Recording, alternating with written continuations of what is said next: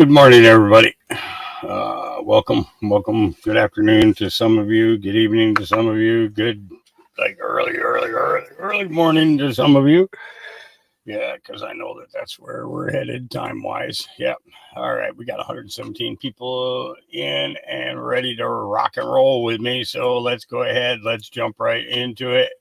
Not wasting any time today. Actually, got to make this a short stream today, so I want to get right to it and get as much of this stuff covered as I can. Hello. I haven't gone through any of the prior comments or anything because my yeah, I'm just like not all there. So give me a minute here. I think to kill my camera and in order to get some speed back in my computer because it just all went away. There we go. All right, now it's coming. And let's make this full screen. And let's get started. Started off Dan Scavino this morning. Yeah. Posted this video.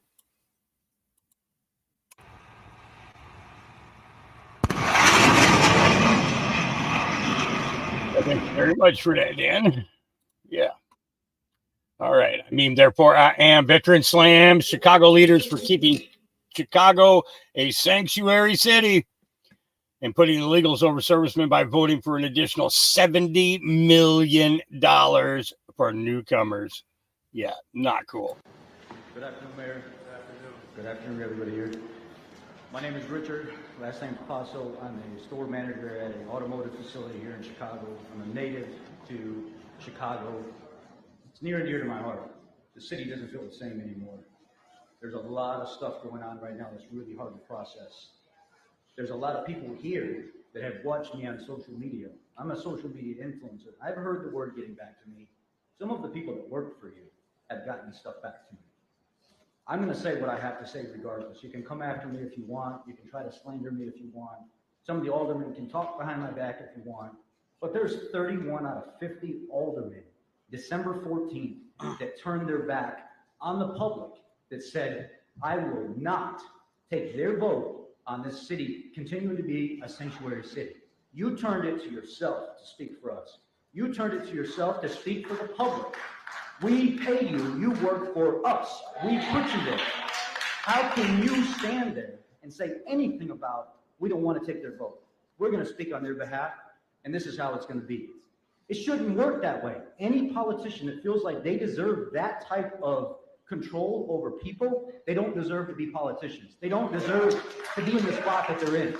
Second of all, I'm a veteran. I served 15 months in a war zone for this country where I got hurt.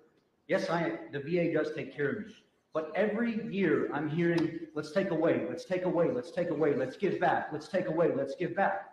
But we have immigrants that serve with us, that put their life on the line, that are still fighting for citizenship, that are in the military, that deserve all the respect in the world, and they don't get it.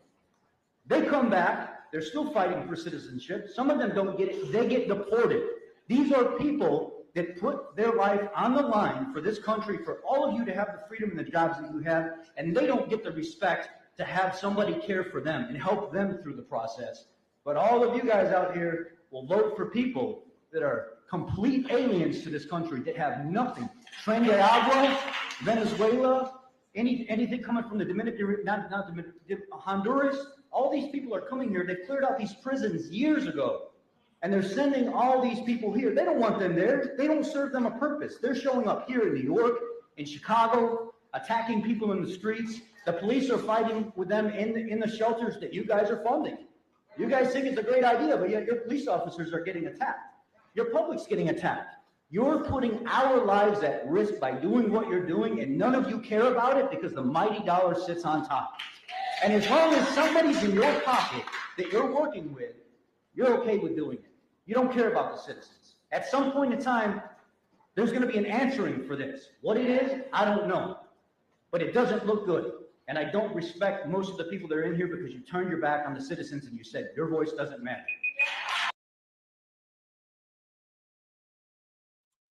Yep. Just a little bit. Yep. Swiss billionaire is rigging U.S. elections. MJ Truth Ultra says Hans-Jörg Weiss' influence on our election begins with the 243 million he has funneled to the dark money group 1630 fund. The 1630 then turned around and invested nearly 100 million to fund ballot issue campaigns across 25 states over the last decade.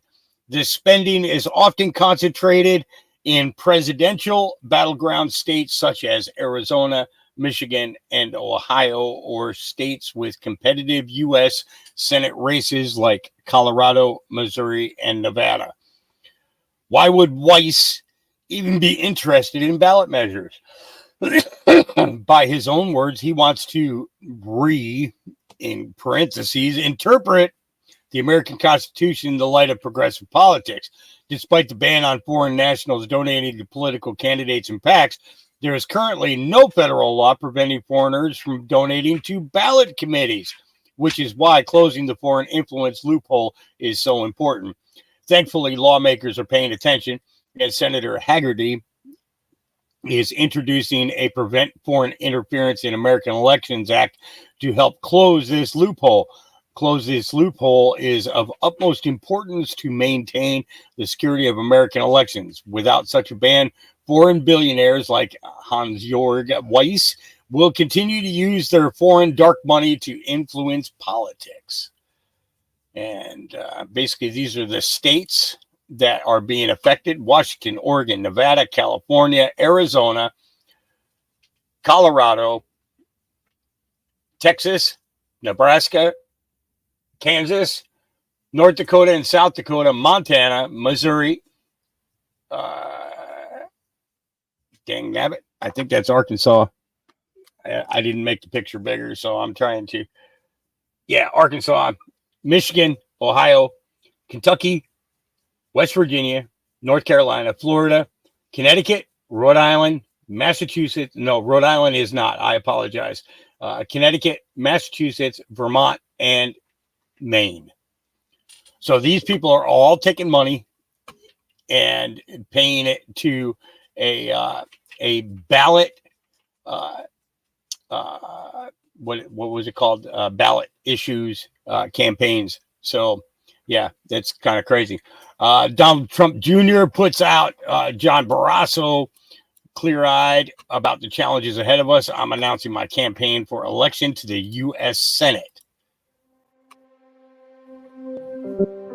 Wyoming, America's most beautiful state, with some of the strongest and most independent people in our great country.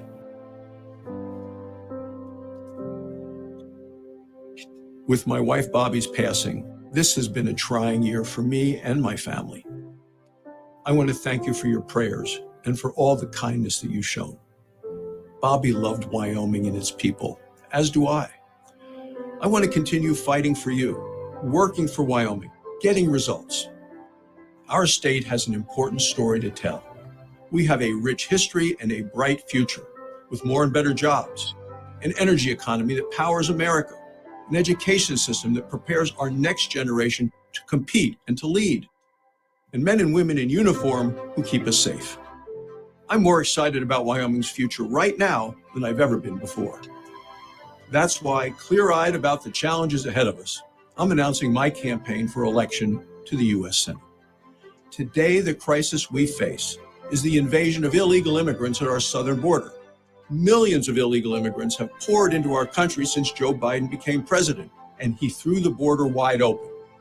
Every state, including Wyoming, is now a border state. But this means drug trafficking, human trafficking, and crime. It means a drain on our public resources. It also means our country is less safe from threats. We need to close the border and stop the invasion now. Working with President Trump, we kept America safe before. We can do it again, and we will. In the Senate, I've led the fight against Joe Biden's energy policies, which put America last. I worked with President Trump to make America energy independent and put Wyoming energy first. We'll do it again. That means thousands of good-paying jobs and money to support Wyoming's schools and students. My Senate office has helped hundreds of people solve their problems with the federal government. You know what they are: Social Security, Medicare, veterans benefits, and fighting misguided regulations. But still, today, Wyoming families face daily struggles. Every time we go to the grocery store or gas station, we see what Joe Biden's reckless spending and left-wing policies have done to our cost of living. It now costs Wyoming families over $1,000 more each month just to keep up. With Biden's out-of-control spending, every person in Wyoming is literally paying the price of his weak leadership. We can get spending under control, we can unleash American energy, and we can do away with these punishing regulations.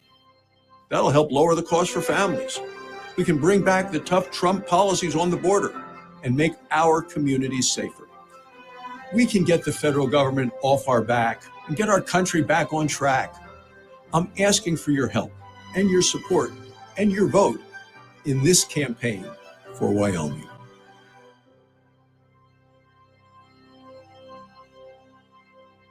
Right. Yeah. So Donald Trump Jr. put that out. And, this is the guy who's going to make a change in that state. Yeah. All right. Laura Loomer says an unhinged communist black immigrant interrupts my interview outside Trump trial and screams about how Trump supporters need to be on the other side of the fence outside of the courthouse. She thinks she's a New York City Police Department. Are you worried at all about what this means for the presidential campaign? No, I'm not worried because every single time President Trump goes on trial, he goes up in the polls another 10 points, right? So that's what we see consistently is that President Trump, every time he's subjected to every single time he's subjected, we're allowed to be wherever we want. You're supposed to be on the other side. No, we're allowed. You're supposed to be on the other side. Get out of our face. Go get the cops. Get lost. Crazy. I'll fuck it up for you. I will fuck it up for you. Because you're supposed to be on the other side. Go get the cops. Go on the other side. Get the cops. Go on the other side. You need to Get the hell out. Go on the other side. You need to be over there. How does it feel to have become the nation's Go most fuck off. effective counter-lawfare operative? Go fuck Practitioner, Look, excuse me. It's important that we're here today to fuck off. Lady, get out You're of here. supposed to be on the do what? So what? And what? Do you need And to what? shut your flag Just door? show And what what? you're exactly all about. You're a And what? violent, You're supposed to be on the other disruptive- side. So You're go supposed get to the go cops. on the other side. Get the cops. Go on the other Go side. get the cops. Go on the other side. No, get the cops. You're supposed to be on the other side. What authority do you have? Because the police said that you're supposed to be on the other side. Go get them and The have them police tell said that us you're what supposed to to do. be on the Go other get them. side. We can be wherever Go we get them. want. The police said you're supposed to be on the other We can be side. wherever we Okay, want. so I can be Go wherever I get the want to. police, I can lady. be disruptive as I want. You can be wherever you want, Yeah. but we're not in your face. We're not putting a flag. You're the one who came over and disrupted. You're Go get supposed to the be on the other cops. side. We can be wherever we want. You're supposed to be on the other side.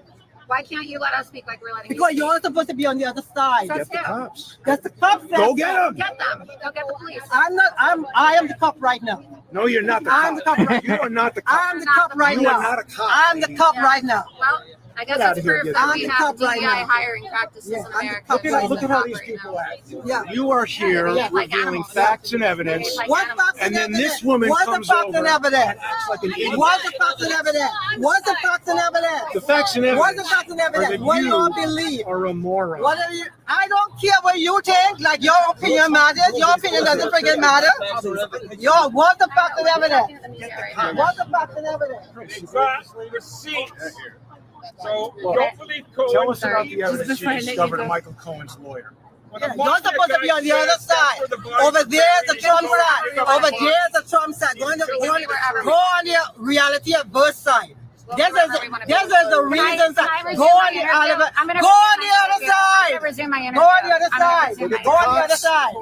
Go on the other side. You're supposed to be over This is your here. typical Joe. You're Biden supposed to be over supporter. You see what I'm here. saying? I am This not. is your Yeah. Drama. So Tom Fenton puts out breaking Lincoln Riley murder suspect has been released by Biden regime using excuse of lack of detention space. That's nuts. Yep. That's nuts.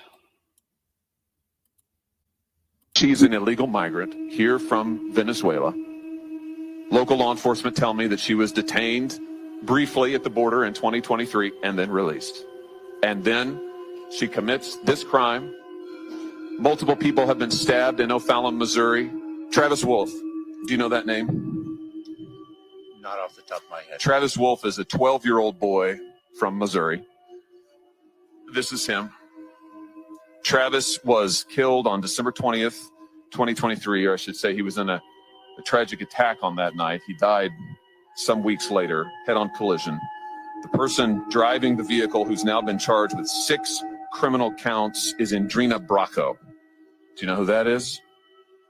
I do not, but let me communicate that I know that all of our hearts break for the family of this young boy who died in that accident. Well, she's an illegal migrant here from Venezuela.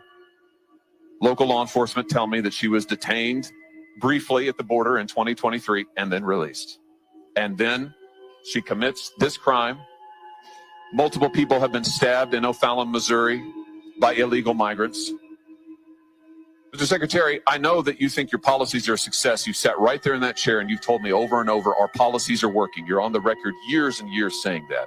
Maybe they're working for you. Maybe they're working for your political objectives, whatever they may be. I don't know. But they're not working for Laken Riley or Travis Wolf or the people of my state. Yep.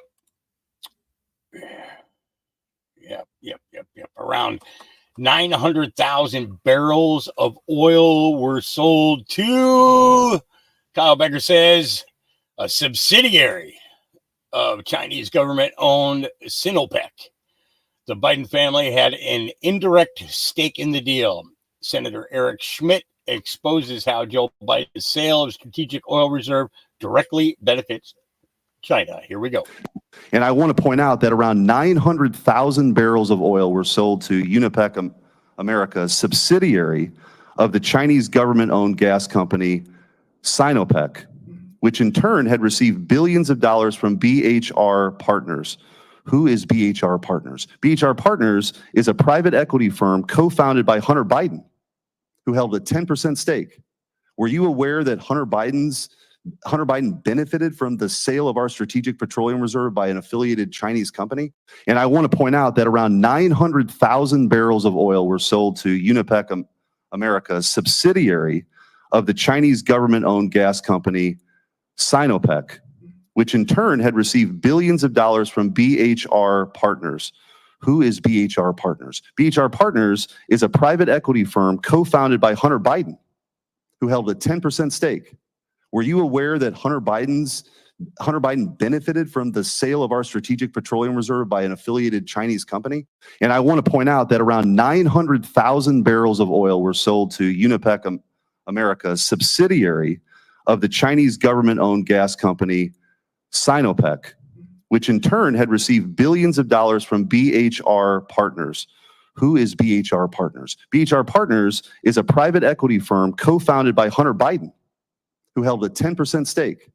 Were you aware that Hunter Biden benefited from the sale of our strategic petroleum reserve by an affiliated Chinese company?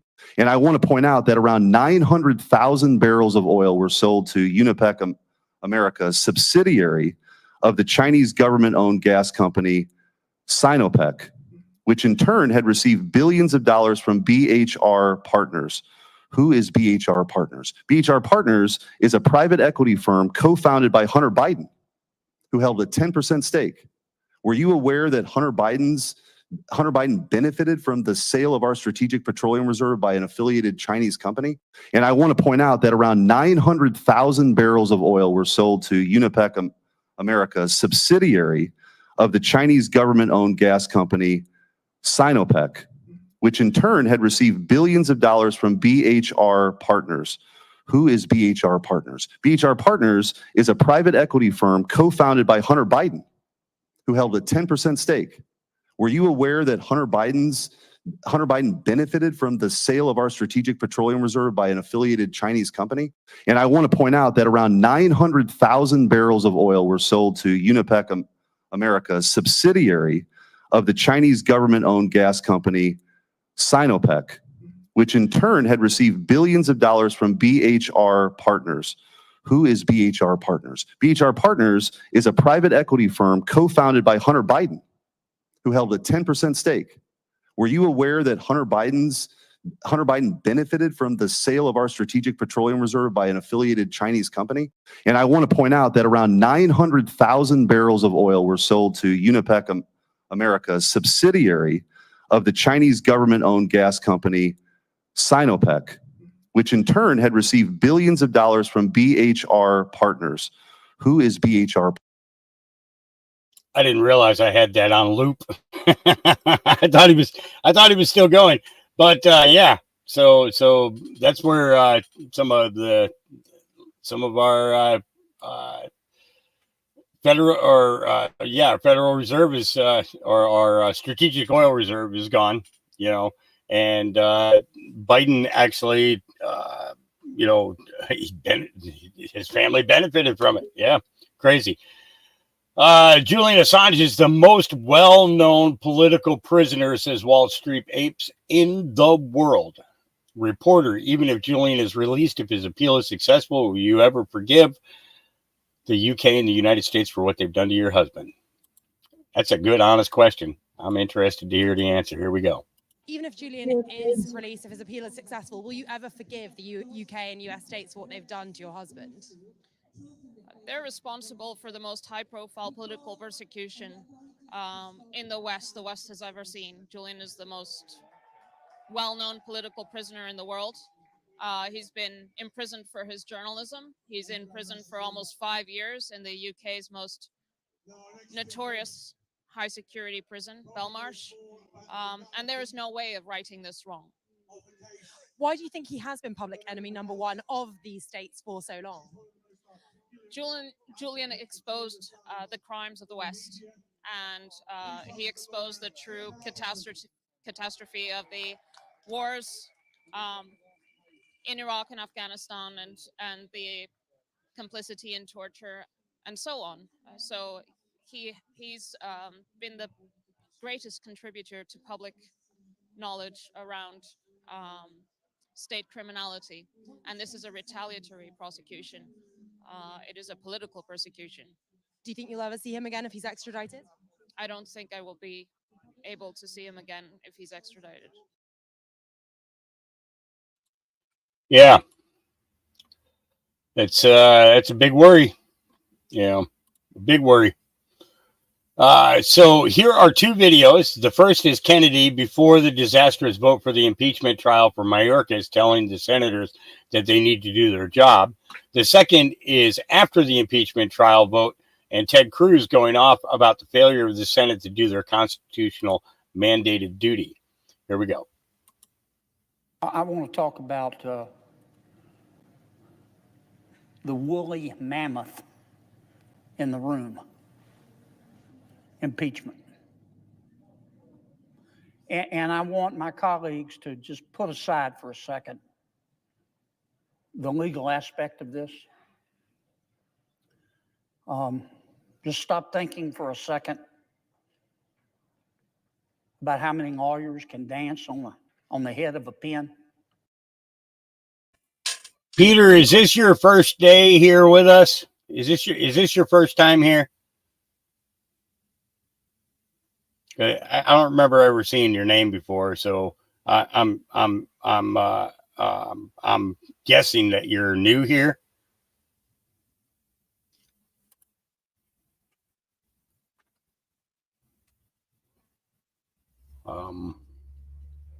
Peter, hello. No, you're just like 6 months to a year behind us. That's all. You think the people sitting in this chat don't know what you're talking about? Do you think that we're 99% of those people? Nope, we're not. We've been on this stuff for going on 7 years. We've been doing this. Okay. These are some very bright and smart people that, that know all the things that you're typing in there. Okay. my thing is I like to kind of stay on task, okay, on topic, okay. So as I'm playing these videos, it's giving you guys things to talk about, okay. But you know, just distractions and spamming the chat with your distractions isn't helping them find out what's going on about Mayorkas, what's going on in the Senate, how these guys are betraying their country and everything else. Okay, that's what we're trying to show right now. All right, so if I can actually run the show instead of you trying to run it from chat, that would be great. Okay, I appreciate that. Thank you. Here we go. And let's just think for a moment what's about to happen over the next 2 days.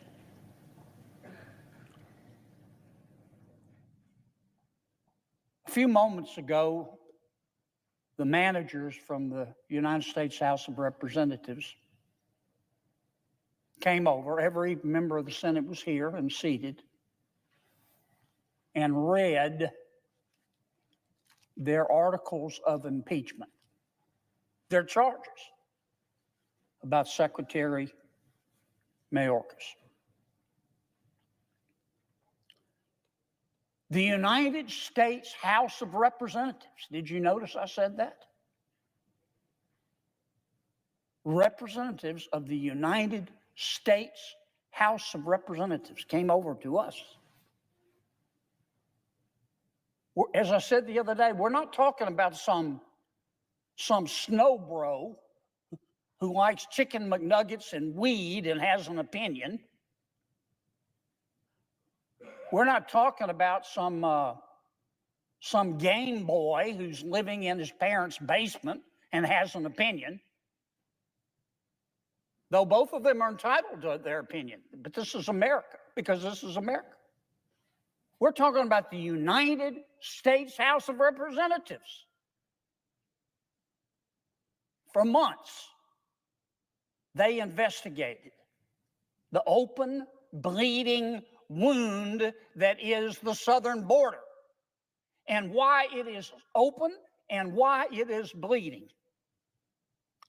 And after investigating it, not for days, not for weeks, for months, the United States House of Representatives voted 2 articles, 2 charges in an impeachment of Secretary Mayorkas.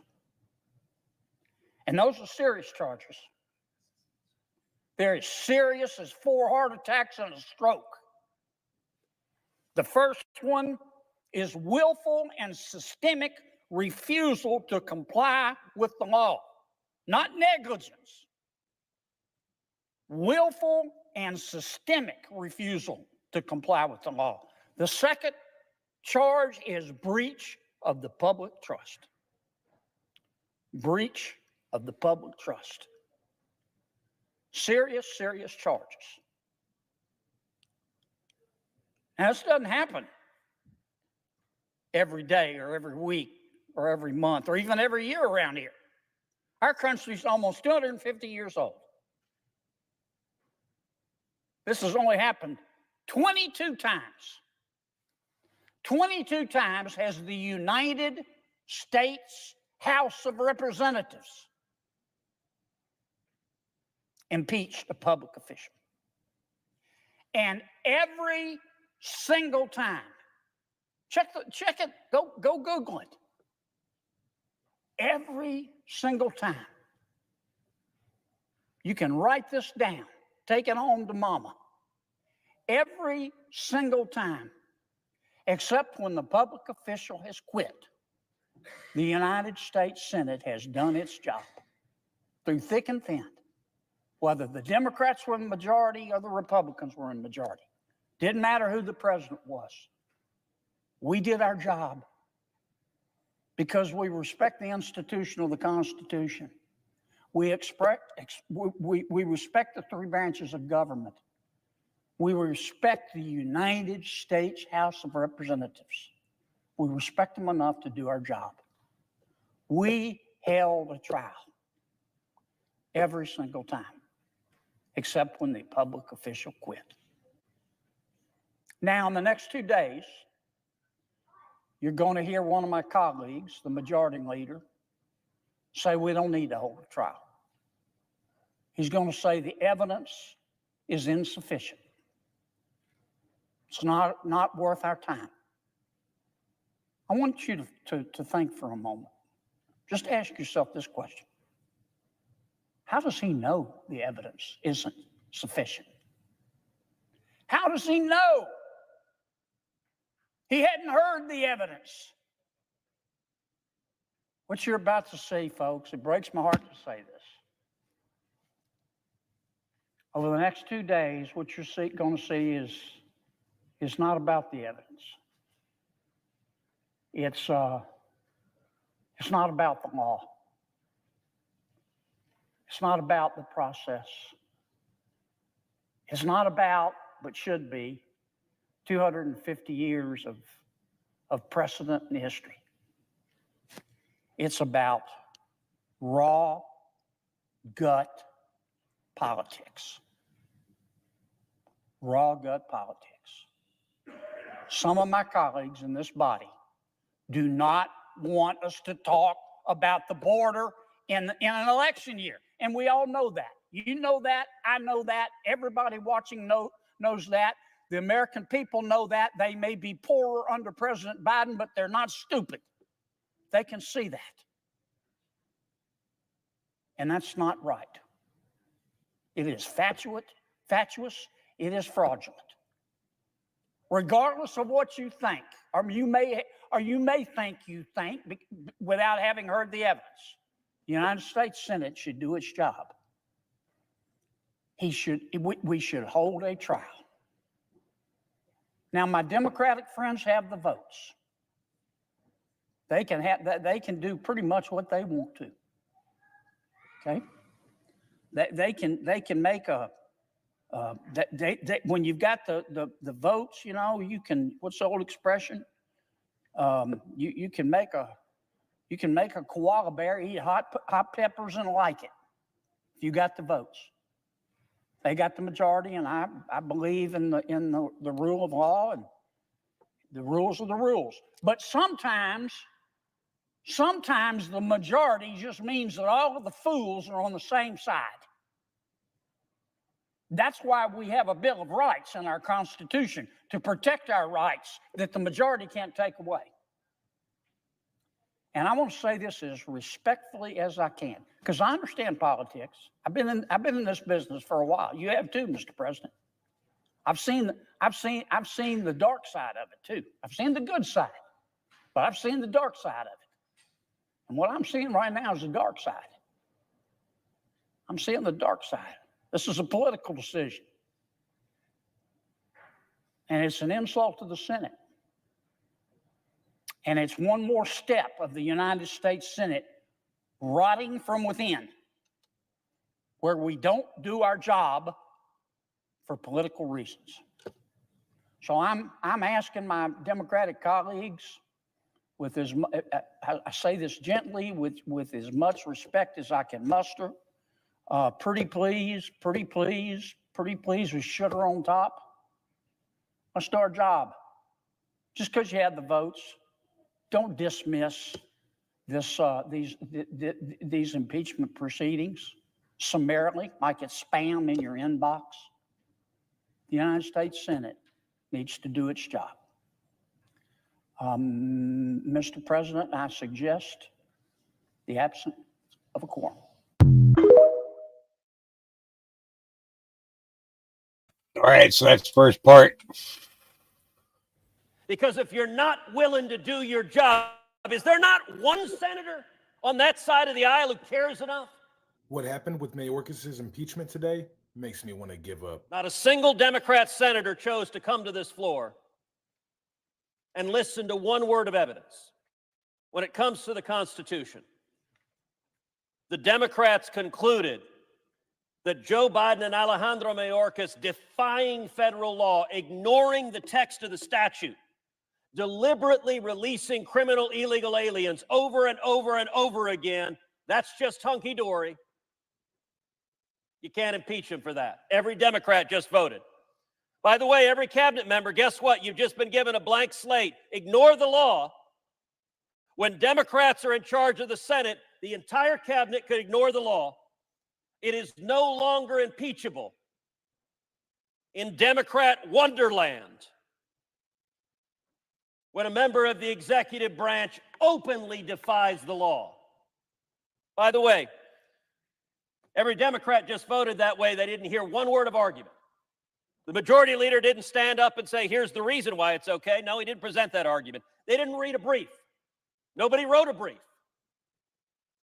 They didn't care enough to know what Senator Lee just laid out, that the Biden Department of Justice went in front of the U.S. Supreme Court and said if the executive defies the law, the answer is impeachment. The willingness of every Democrat to be blatantly hypocritical. Just last year, the Biden Justice Department said, no, you can't sue in court when we, the Biden administration, defy the law. The answer is impeachment. In like 3-card money. Every Senate Democrat said, no, the answer is not impeachment. I don't know what it is. Actually, I do know what it is. There's only one answer left, which is everyone who is unhappy about the open border shows up in November, and to use the phrase, throw the bums out. So that's it. Mayorkas is not impeached. Maybe I'm wrong, and he's doing a great job. Yeah, just look at the border. Yep.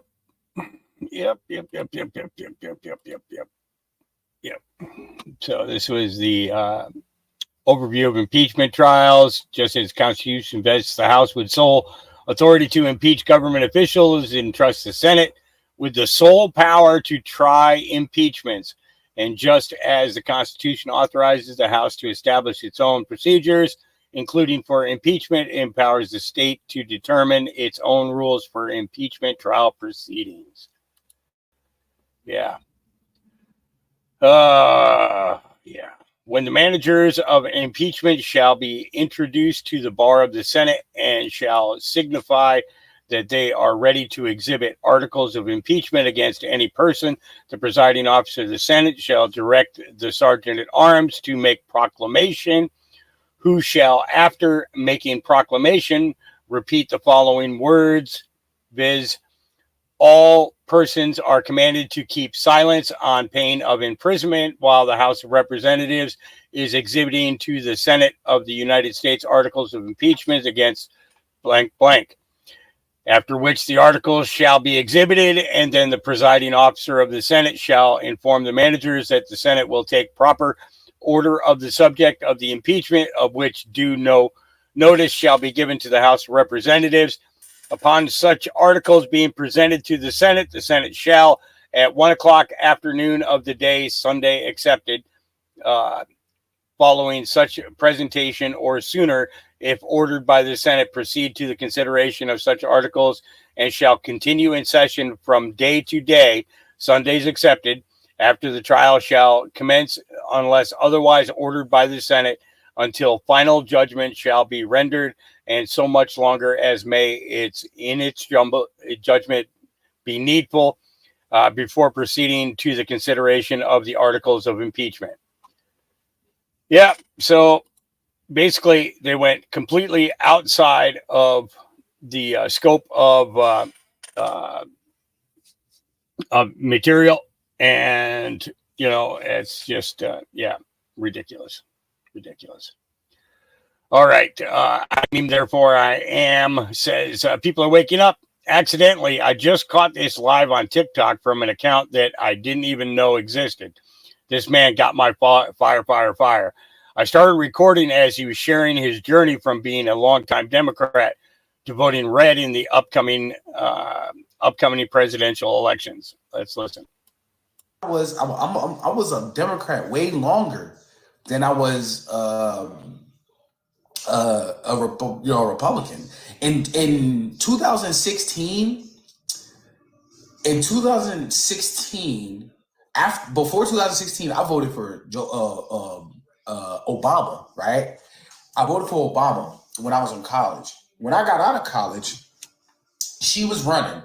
The candidate I really did like was Bernie Sanders. Because remember, I'm just leaving college. Bernie Sanders had all the young people. I was one of them, pause. He had a lot of support from us. So when he didn't get the primary and it was Hillary and Trump, I didn't like Trump back then. I hated him, like, for a plethora of reasons. So I obviously wasn't going with him. So I voted Hillary. Now, it's crazy because me and my family voted Hillary, but Hillary did all types of atrocities to Haiti, and I didn't know about that till later. But this is what I'm saying. Ignorance. I have no problem sharing my past ignorance just because I didn't know that. I just didn't know. So after that, the last election, right, I was completely turned off with the Dems, but I wasn't all the way convinced that Trump was the answer yet, like realistically. So in 2020, I didn't vote because I really didn't know who to vote for. I really did not know. So I said, let me sit this one out and see what happens. My last 2 times, I went Obama, I went Hillary. Let me see what happens. So I didn't vote. I sat back, I watched, and then the first year and a half of Joe Biden's presidency, I was like, oh, hell no. And then in the midterms, when I finally made the decision to switch over and then vote red for the first time. And now, obviously, you know what I'm doing. I think Pennsylvania, next week, there's a vote in Pennsylvania. So I'll be voting red again next week on the 24th.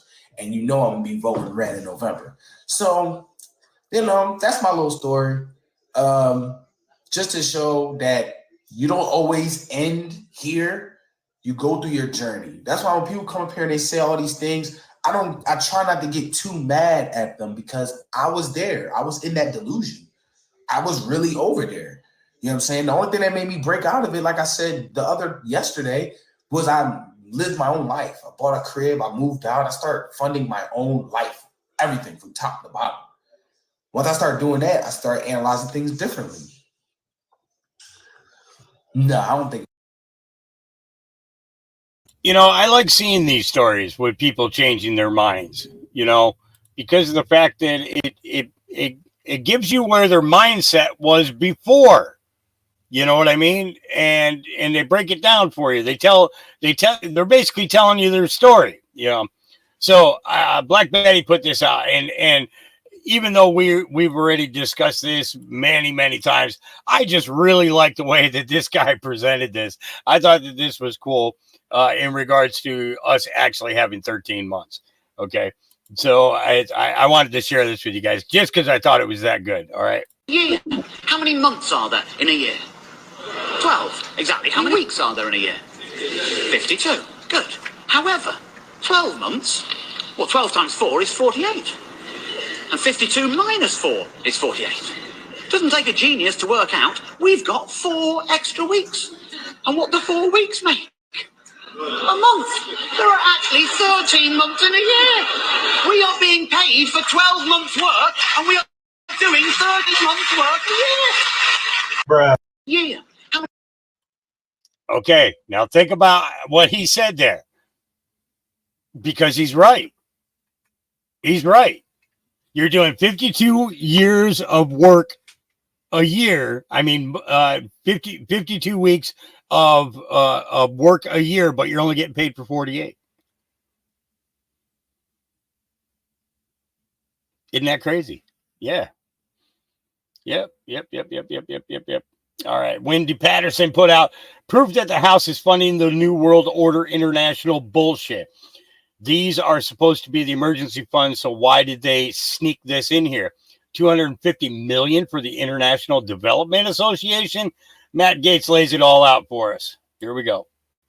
And just so people know, okay, even though Matt Gaetz appears to be on the MAGA train, I still don't trust him. I said this yesterday. I trust absolutely nobody out of Washington, D.C. However, we do need to keep our eye on them. We need to know what they're doing.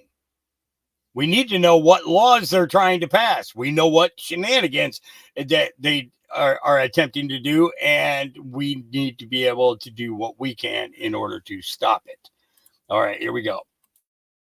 quality's down, quantity's down, but there was a bright spot I noticed in recruiting. We had Academy Nights recently in my district, and a new question rose to the top that I hadn't really heard in a lot of previous years. So many students came to me and said, Congressman, which of these academies should I go to if I want to be in the Space Force? And I think we've really ignited a sense of imagination and interest in the Space Force. How long until I'm able to offer these students a great space academy to attend? Congressman, thank you so much for that question. We're certainly seeing a lot of interest in our own data. We don't have a strategy right now that says stand up our own academy. We're leveraging the Air Force at the moment. But I really appreciate the comment about the interest that is out there, and I will take that back. Yeah, I think we should devise a plan to at least see what metrics or when that might be necessary and to plan for it. And what we've learned, particularly about this generation, is that there's got to be a real interest in that particular mission, that particular thing, not just the overall brand. And so that's why I think it would be helpful. I want to ask you some questions, General Glenn. What does it cost us to have a Marine Corps? You mean the overall? Yeah, just ballpark. It's just over 50 billion a year. Right. And how much of that do you manage in your portfolio? It's just about, I'm trying to do math in my head here. When you divide, it's about 4 or 5 billion a year. Okay. And what if we doubled it? Like what your portfolio. What if I gave you $2 for every dollar you get now? What would be like some stuff you could do? There's a host of it's exciting, isn't it? Investments in the people that immediately. You probably weren't expecting that question from me. It's not an offer I get very frequently. Right, but what's interesting is it's like the offer we've made to Ukraine is actually more than the cost of the United States Marine Corps. In this supplemental that we are about to vote on, there is $61 billion for Ukraine, and it's about $50 billion to have a Marine Corps. So we could double our investment in the Marine Corps, or we could vote for this supplemental. And I'm just going through it, and there's stuff here that is really insulting. The $300 million for the anti-narcotics efforts in Ukraine. So we're about to proceed onto a bill that does nothing to protect Americans from the narcos in Mexico and the Northern Triangle and in this country. But we got $300 million to go fight the narcos in Ukraine. And it doesn't end there. $250 million for the International Development Association. Now, I did not know what that was, but I knew it probably wasn't good. Turns out it's an arm of the World Bank. We are $34 trillion in debt. We are on a glide path to $50 trillion in debt. And we are borrowing money from China to give it to the World Bank. And then I looked at where this money got dispersed, and it's places like Niger. Niger, where we have Air Force and we have Army service members who are not getting their medicine, who are not able to get their troop rotations, who are not able to get their mail, because there are not diplomatic overflights allowed so that we can care for our own service members. So in a bit, we will hear many of our colleagues stand up and talk about how important it is to stand with our allies. But not even all this money's going to our allies. Some of it is potentially being recycled through globalist money washing accounts to redistribute. And that's really what this is about, what this supplemental is about. It is about creating a massive wad of unaccountable American cash. And when we have had the officials who are the inspectors general over this Ukraine sitting before us at those chairs, they cannot attest that the end-use monitoring is done and that this equipment is not falling into the wrong hands. Matter of fact, when we ask them those direct questions, they tell us, oh, well, we have to talk to you about that in the classified setting, not because the answers are particularly classified, but just because they're particularly embarrassing. So I'm incredibly proud of what you're doing at the Space Force. I hope we're able to ignite more young people toward that interest. If I didn't say so before, the $50 billion we spent on the United States Marine Corps is a tremendous investment. I know that because we've got Marines who work in our office and who are about our district. We're incredibly proud of them. I yield back. All right. Going a little in depth there into funding. That's not a bad thing to know about. All right. Steve says, what in the actual fuck? Michael Johnson has given Ukraine $300 million for their own border. This comes after Chuck Schumer decided to table the impeachment of Alejandro Mayorkas. Your government is actively committing treason. Yeah, we know. Let me see. Let me open this image in a bigger tab so that I can read it better. And here we go. International Security Assistant, Department of State, International Narcotics Control and Law Enforcement for an additional amount for international narcotics control and law enforcement, $300 million to remain available until September 30th of 2025 for assistance for Ukraine and countries impacted by the situation in Ukraine, provided that such funds may be made available to support the State Border Guard Service of Ukraine and the National Police of Ukraine, including units supporting or under the command of the Armed Forces of Ukraine, provided further that such amount is designated by the Congress as being for an emergency requirement pursuant to Section 251B2AI of the Balanced Budget and Emergency Deficit Control Act of 1990 or 1985. Was it 85? Yeah. Yeah, not cool. Not cool. Not cool at all. Finding ways to slip that money in there. Every penny that they can steal, they're going to do it. I mean, therefore, I am says new dismissed Trump juror who recently became a U.S. citizen tells MSNBC her first impression of Trump was his skin color. Oh, boy. Let's take a listen. You just became a citizen of the United States, so that means you've never voted in a presidential election. Exactly. You get called to be a juror, and this is the jury that you are called to. Yes. What was that? Is unbelievable. That is unbelievable. I know. What was your impression of Donald Trump when you saw him? He looked less orange, definitely, like more yellowish, like yellow. Nothing else than that. He doesn't look angry, or I think he looks bored, like he wants this to finish and go do his stuff. That's how Did you have any discussions with other jurors when you left the room about kind of how huge this case was, how historic it was going to be? Yeah, everybody. What were they saying? What were you guys talking about? About this, it's a historical case, and this is going to define so many things. But at the same time, our job as a juror, right, is to be impartial, like to be unbiased. So it was weird, like the whole atmosphere, like, such an important case at the same time. Yeah. Did you talk to anybody that really wanted to serve in that jury? That anybody that they wanted Any of to the serve? other jurors that you spoke to, were there people that said, I want to do this, I want to serve on this jury, I want to be a part? Yeah. It's kind of funny, kind of weird jurors talking to the news like this before a trial or during a trial. It's usually not until the very end of it that they ever get to say anything. They're not supposed to insert their opinions in anything. So Speaker Johnson is trying to change the motion to vacate rule right now by slipping a new vacant rule into the Ukraine funding rule being debated right now on the Rules Committee, changing it from one member to vacate to we have no idea because he's hiding it from the conference. Yeah, kind of funny how that works, huh? Yeah. And fresh out of the box this way here, people just need to see that this guy here is the real Joe Biden. This is an imposter. This is the real Joe Biden. This is an imposter. This is an imposter. It's not the real Joe Biden. Yep. They're trying to pull one over. And so far, because half of our country is in sleep, nothing's being done. Yep.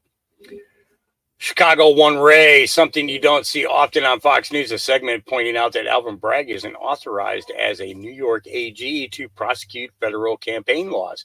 Keep in mind, Biden DOJ refused to pursue it. Retweet if you want this case dismissed against Trump. Well, Joining me now is Chris Landau, former Scalia, and Thomas Clerk, former ambassador to Mexico. Chris, what's the best legal strategy here, given what you've seen thus far? They've selected some of the jurors. They have 5 more to go. But this is moving faster than a lot of people thought. Yeah, Laura, I'd say this is a pretty target-rich environment in terms of potential issues for appellate review and reversal.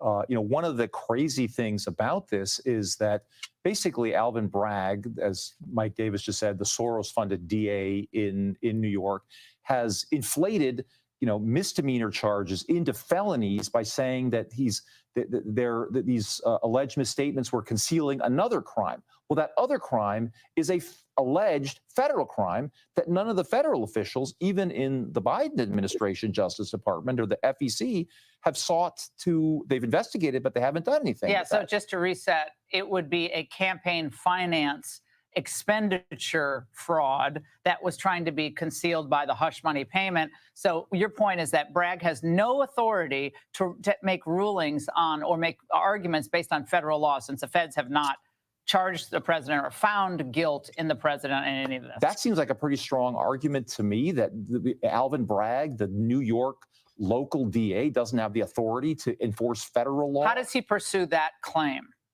Well, typically, and this is one of the frustrating aspects of our legal system, you can't bring to an appellate court's attention problems that are occurring during the trial until the end of the trial. So unless Trump can get some kind of ruling that has an immediate here and now effect on him, for instance, a contempt sanction for violating the gag order may allow him to appeal the gag order. But basically, you have to finish a trial in order to raise the appeal. So he won't have standing, you think, in federal court, perhaps before the end of this trial? Correct. And maybe in federal court, maybe never, because the normal appellate avenue for review from a New York trial court is to go to the New York appellate courts. Right. And you can preserve your federal issues in state courts. So the due process argument here that the president cannot get a fair trial, given how this is conducted, with the underlying bias of the judge, the political connections, all of that, that goes to the 14th Amendment claim of he can't get due process. On top of that is the First Amendment issue that Saul was talking about, that this is an overbroad order that goes to the fundamental right of an individual to stand against a government trying to imprison him. I mean, that's just shocking for most Americans to hear this. Yeah, you are absolutely right. And Mike and Saul, I think, had it just right to say this gag order, in other words, we have to separate the gag order from the underlying issues in the prosecution. The gag order is a separate issue. It may be that Trump will have an ability to appeal the gag order if there's an attempt to enforce it upon him against him during the course of the trial. And again, you are 100% right that this is unprecedented, as far as I'm aware, to have a criminal defendant subject to a gag order, particularly one that's non-reciprocal. Like Michael Cohen can say whatever he wants, and Trump can't speak back. Well, CNN was reporting earlier that their sources, has to be inside the Trump camp, were telling them expect lots of sidebars and preservation of issues on appeal, that they are going to preserve going forward in this trial, because they think they have a very strong case on the underlying unfairness and, again, the overbreadth gag order, making up a federal campaign finance violation, as Andy McCarthy says, not just trying to enforce federal campaign finance law, actually making it up. Yeah. That's quite an accomplishment, Laura, I have to Mr. say, Bragg. Good job. The legal system itself is on trial here, as well as Donald Trump. Explain that quickly. Well, I mean, again, the legal system is on trial in front of the whole world. For the first time in American history, we're putting a former president and a current candidate on trial, on a criminal trial, during the middle of the campaign season. And basically, the judge is saying, if you miss one day of trial, I'm going to hold you in contempt. I could put you in jail. How do we not look like a tin pot dictatorship to the world? I mean, we're always like, we're going to export our values abroad, and we demand that you have what are our values right now? Well, let me tell you, when I was ambassador to Mexico, if Mexico or another country were doing this to the leading opposition candidate, we would be sending UN notes to the advisors, government. UN advisors We would for be the raising election. a ruckus. I mean, look, Observers. this is banana republic stuff at best, Laura. Back in the years when we were clerking, back in the 90s, would you ever have imagined clerking for Justice Scalia? I would love to hear what he thought about it. Justice Thomas, that this is where we would be in the United States of America.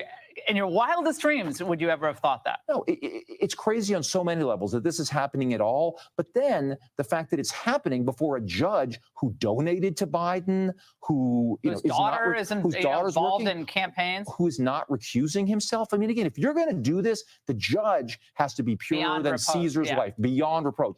That's not the case. And Well- so, again, I just think this is brazen. very sad for our country. Yeah, it's but- very brazen.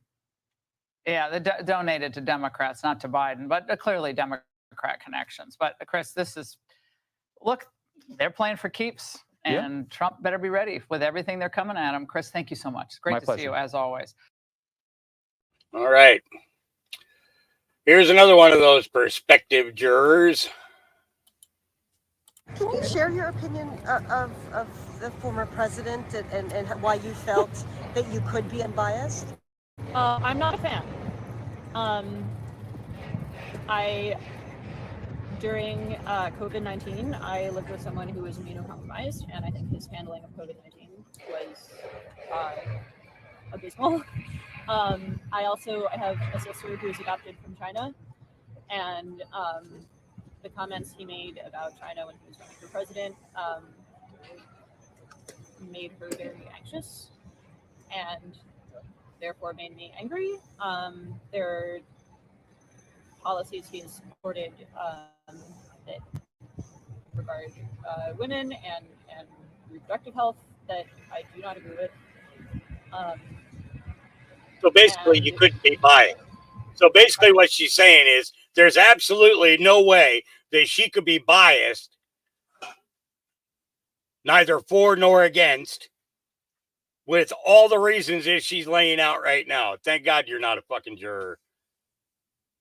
Wow. All right. Here's another potential juror. So you're here today, obviously, because you were up for review to be a potential juror in President Trump's trial. I was. And you self-dismissed? I did. And why did you decide to self-dismiss yourself? Because I knew that if by some sleight of hand I had been put on that jury or accepted for the jury, that eventually my paintings and my posts on Instagram and Facebook would come to light, and that would be weaponized by the defense. And what type of paintings and posts on Instagram are you referring to? The many that I've done satirizing Trump. Okay, so you're an artist. That's what you do for a living? I'm an artist and an art dealer.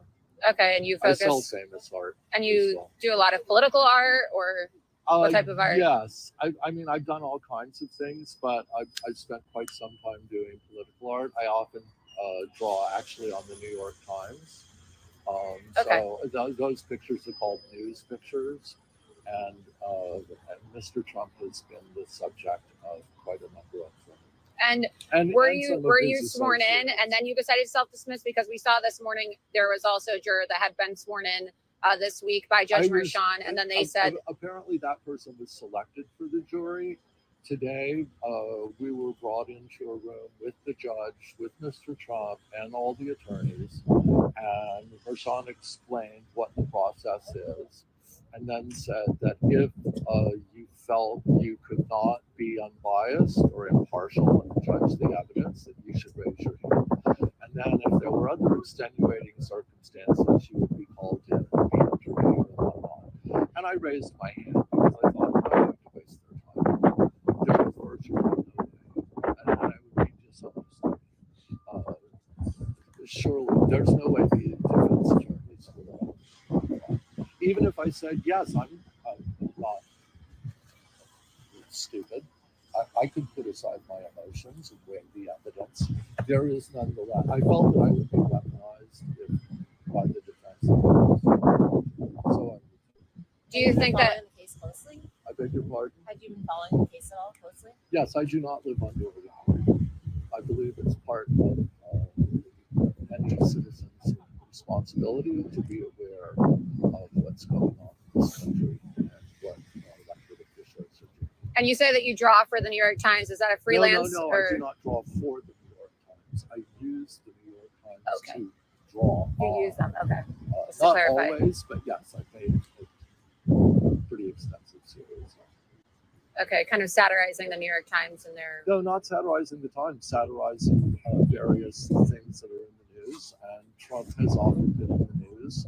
So, I mean, I made one that's like the adoration of the golden calf. It's based on a Francis Picabia painting that's actually now belonged to a friend of mine, but it's now in the Pompidou Museum in Paris. And it's a calf-headed figure in a toga with all these forearms gesturing, like a cult, if you will, worshiping this figure. And the image I made of Trump has sort of a pig-faced cow head clad in a gold toga, and I painted that and those hands all worshiping, clamoring for his presence on a page that the New York Times did quite a while ago that I believe it said Trump lies, and it listed about 300 or so of the lies he had told up to that point. So you can see why I chose that as a substrate and painted on that.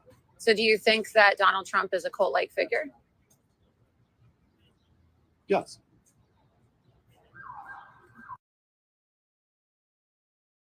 Yeah. I'm glad he's not my neighbor. I'm really glad. All right. Jack Straw says elite child sex trafficking survivor Allie Carter talks about Field McConnell and Tupac, who is still alive according to her testimony. Yeah, let's find out. A lot of people have been swearing up and down that they can get my mother on fake charges the way they did Field McConnell. Field McConnell, if you listen to this, sir, I'm the one who wrote you the letter while you were in jail. I wrote Field McConnell a very, very fucking long letter while he was in jail. If you still have that, sir, you know what I'm talking about. When he was arrested on fake charges. Okay? If you do not notice, the Freemason Brotherhood does what they want to do. It doesn't matter what they're allowed to do. They do what they want to do. But I'm going to tell you this right here. I have a lot of evidence that I have not released yet. And Tupac, you won't be able to hide from the public if I do. Okay? Anybody that was in my biological family as surrogates, they know damn well what I'm talking about. All of y'all know what I'm talking about. And if something happens to this woman right here, that's the only person that I will ever consider. She is my mother. I know nothing else. So somebody touch my mama, it won't be a Sandra Bland situation. You guys will be seeing us on t-shirts. And I'm down with that because we know where we're going. But if insurance releases insurance, you release everything.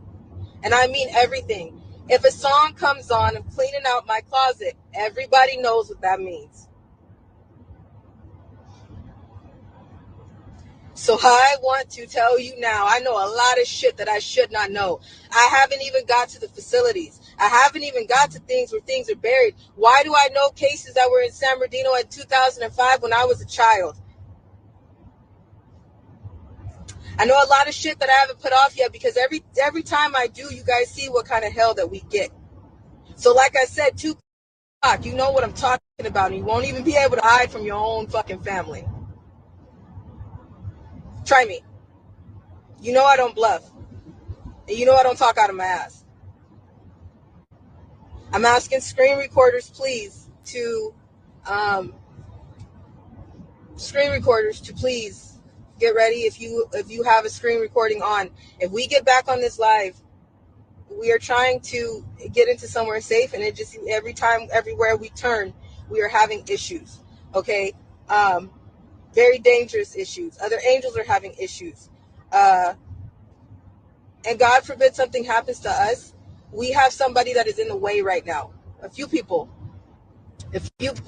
That if something happened to us and I had to release every single thing that was in my insurance, they are in the fucking way. And the second that I do it, they will go after them. So insurance holders and every angel that has came out for us, every angel that has stopped and dropped and rolled for us, I need you to please do the same thing for those people that are in the way. God forbid everything gets released. Please protect them with your life the way y'all do us. at all times. They would need to get out of the way. They would need to get into somewhere safe, and people will probably not leave them alone. The angels that are very close to me know exactly who I'm talking about. Insurance holders know what's going on. I would rather not have to do things, expose things completely unless it was on my time. But everything is on God's time, and we're going to do it that way. So if something happens, God forbid something happens to us, we know God's got us. But at the end of the day, we know not to be stupid. So please, piece it together. Piece it together. And you know, like I said, I know there's no justice for me, but there are millions, absolutely millions of other survivors that need you just as much as you said you would stop and drop, and you guys love and care about us, even if it's just the watching us on the internet, resharing our videos, telling somebody and educating somebody. Please do that for other survivors, because I'm pretty sure I'm not the last one that has something to tell you if it was my time to go.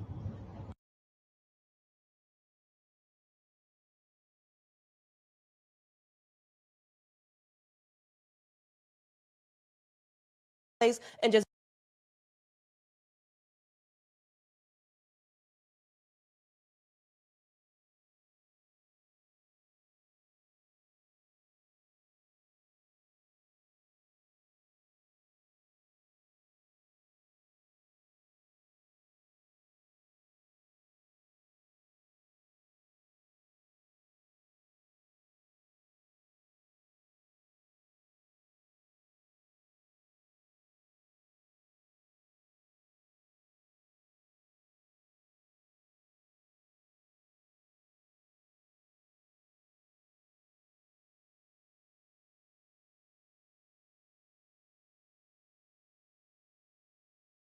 I'm going to challenge all Black people for this 2024 election and stop going to your. And I was on mute that whole time, wasn't I? Okay, sorry about that. This is one of the reasons why I was saying what I was saying in regards to, you know, one of the reasons why I play so many of these videos about these you know, the Black community coming out and realizing what's going on, because they are in fact going through an awakening themselves. You know, knowing and understanding what's going on with Trump, knowing and understanding what's going on with our country, knowing what's and understanding what's going on in their communities is a huge thing. So the Black vote is going through an awakening. This is a revolution. All right, here we go. I'm going to challenge all Black people for this 2024 election and stop going to your polling place and just voting Democrat, Democrat, Democrat without even knowing what's going on, just because you've been told to always vote for the Democratic Party. What has the Democratic Party done for us as Black people in the past, I don't know, 50 years? Even the first Black president, he didn't do for the advancement of Black people in this country whatsoever. Barack Obama did more for the LGBTQ community, more for the gay community, signing laws protecting them and their advancement and their rights than he did for Black people the entire 8 years he was in office. So why are we still sitting up here voting Democrat when they don't do for us? When we have old white men telling us, you ain't Black if you don't vote for me, but then he goes into office and does absolutely nothing for Black Americans, but we sit up here and we vote Democrat every single time because we've been told to. Hasn't helped you, hasn't helped your mama, and it's not going to help your kids. I'm going to challenge all Black people for this. Words, the right words. Here's some other right words, things that people should know, and that people should pay attention to. Here we go. You think, as you look out at this world, that you are simply seeing reality. Yes? Okay, well, let me show you that that is absolutely false, and it is false to a level that is so terrifying that if you're paying attention, this is going to change the direction of your life. Everything that you see right now, you think you're seeing everything. What you are actually seeing is 0.000035% of the available electromagnetic spectrum. So what you think of as the whole world is not even a 0.5% of what's there. So you have a body, and that body has Mr. Potato Head inputs, and You see certain things in a certain wavelength, you hear certain things in a certain wavelength, you can experience different things based on the sensors that you have in your body. Now, to do that, what the brain is doing is actually wildly simplifying the world. Wildly simplifying. So as I look out and I see, oh, she's got a lovely red jacket on, blue, pink, red. Now, what I'm actually seeing are photons bouncing off of those fabrics in a certain wavelength. But my brain isn't going to try to process all that. My brain is in the game of simplification. Simplification. We've been all kind of going through that, yeah. All right, breaking. Trans teen arrested for threatening to shoot up a school. Andrea, who identifies as Alex, was arrested in Maryland after writing a 129-page manifesto detailing plans for a mass shooting. Wow. Yeah. All right. Meanwhile,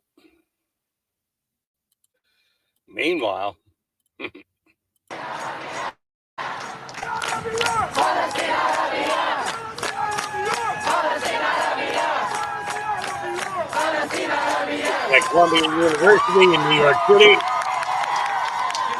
So you can hear some of those chants.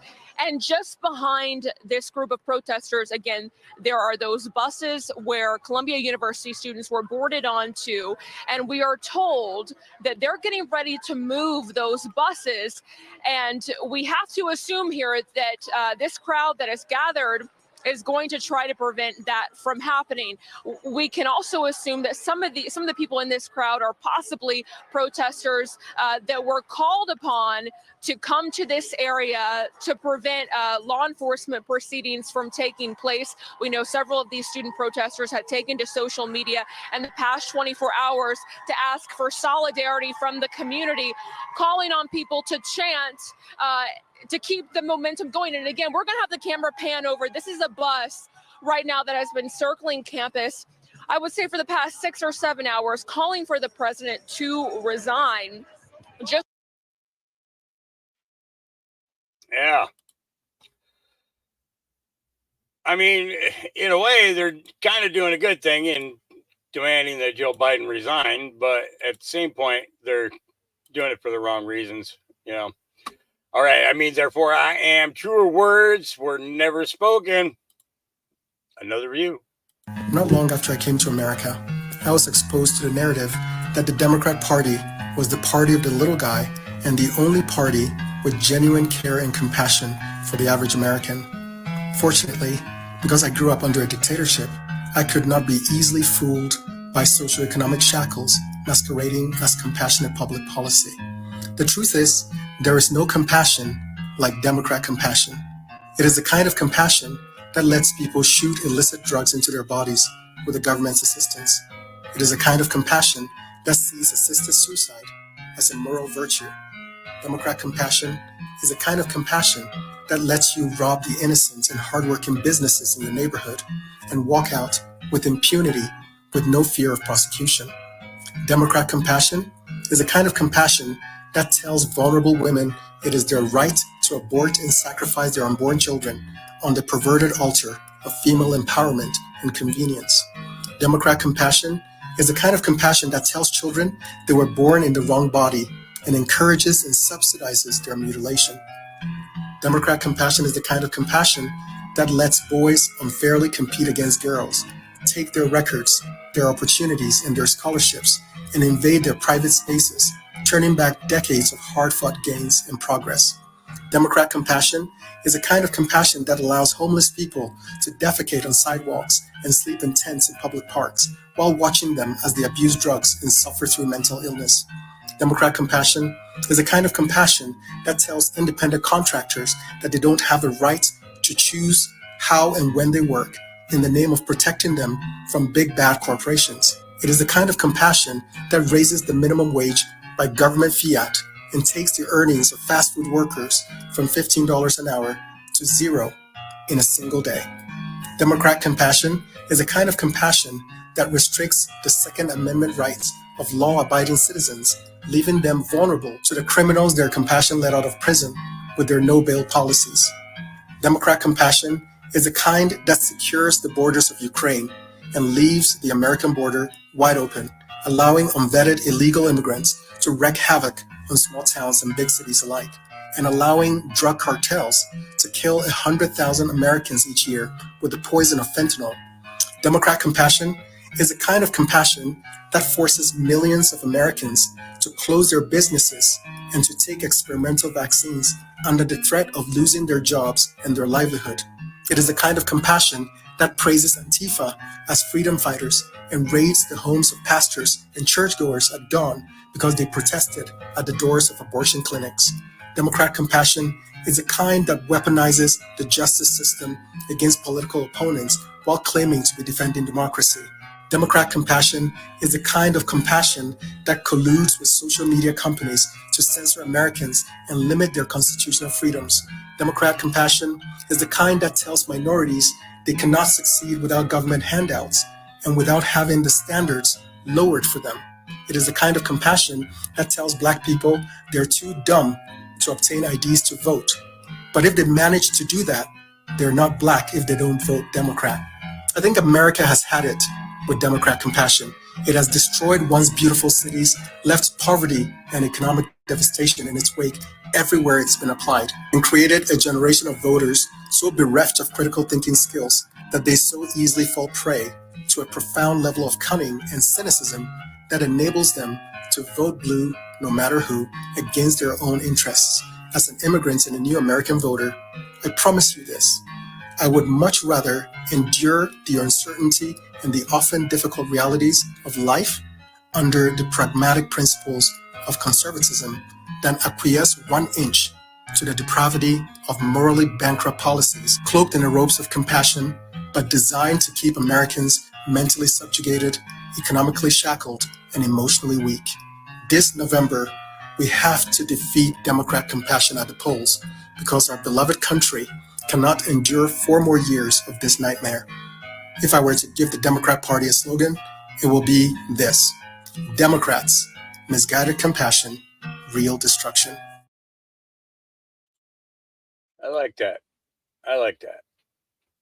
Well spoken. Nick LVR says, let's see, study this. He tells you he will lie, give disinformation, conduct psyops, all while seemingly telling the truth in this video. At this point, you can believe a word he's saying. Can you believe a word he's saying? Dr. Alias, what a name, huh? Here's Michael Flynn doing the opposite of fulfilling his oath, straight up lying to the American public about his involvement with QAnon, then turning around and admitting that he lies as a motive operandi. Out on the battlefield, eh, General Flynn?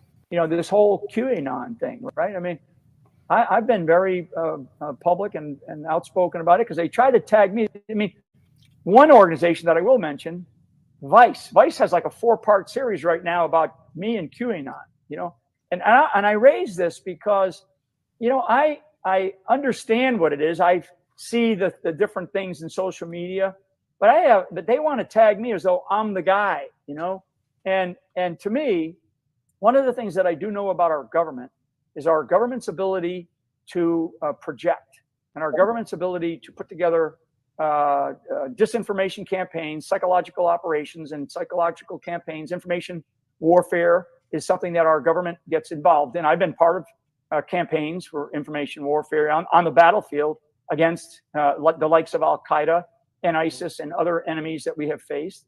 And we use deception. We use, you know, outright lies. We use misinformation. We use disinformation, meaning the intentional use of information to sway your audience. And so I raise this because it is something that I really do believe that it is some type of government campaign. Maybe it's being done by, you know, ultra government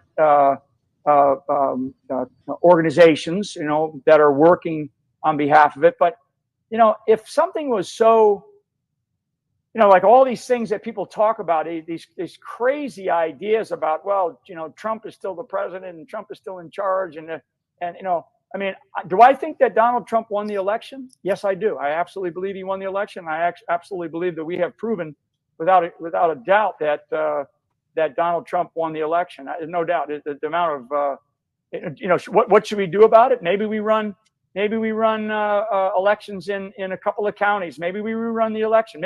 I don't know. I mean, we're definitely in an unprecedented time. But for this idea that there is some plan or something that's going to happen, and I keep telling people, the plan is we the people. The plan is you and I. The plan is me and guys like me and people like me. Yeah. Me. And I'm going to be playing something else in regards to Mr. Flynn. I'm not going to call him by rank because he's no longer active in the service. So if people aren't going to call me by my rank, then why should I call him by his rank, right? Especially knowing that all the wars have been banker wars, don't have much respect for anybody like that. Spot on.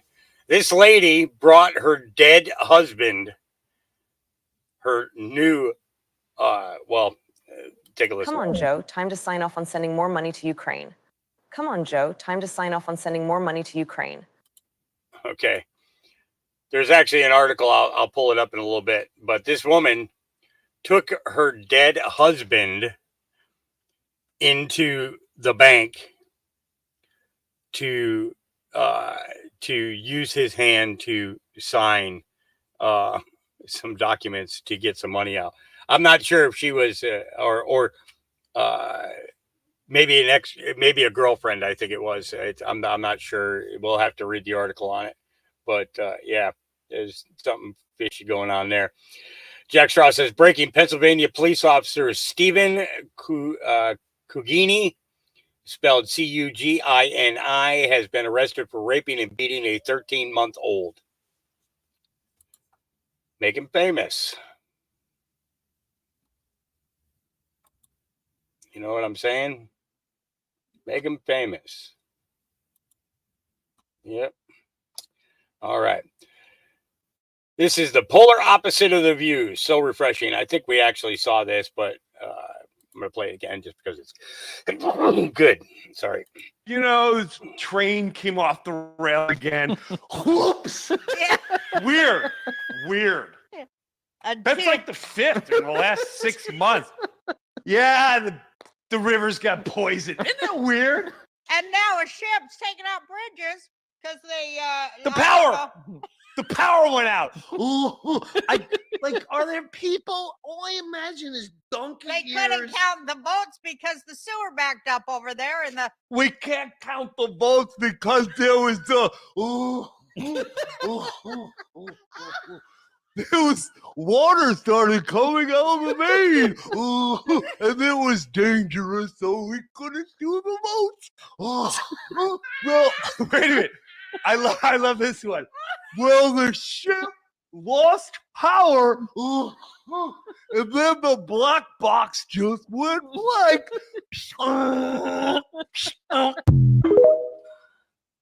Yeah. I think I played that yesterday, but it was funny enough to do it again. Never forget, Lee says, they killed her because she made a movie on child sex trafficking. Popular actress Anna Hitch was alive and tried to get out of the body bag on a stretcher after her crash. She was later pronounced dead. Remember that? Remember seeing that? Yes. So basically, the activity that we were looking for, that anxious or that quick moving, that was going on the other side of the vehicle. Oh my gosh, he's completely alive. What the hell? And this is the first time we're going to see this this victim. It doesn't look that good, but yeah, it does look terrible. And we'll just see if maybe they're just moving him out of there, or if they put him in an ambulance. That's some sort of sign, but yes. So basically, the activity that we were looking for, that anxious or that quick moving, that was going on the other side of the vehicle. Oh my gosh. He's completely alive. What the hell? Yep, completely alive. Completely alive. Yep. And then pronounced later dead. Yeah. This is Joe's hometown of Scranton, Pennsylvania. Cat Turd had to share this out this morning.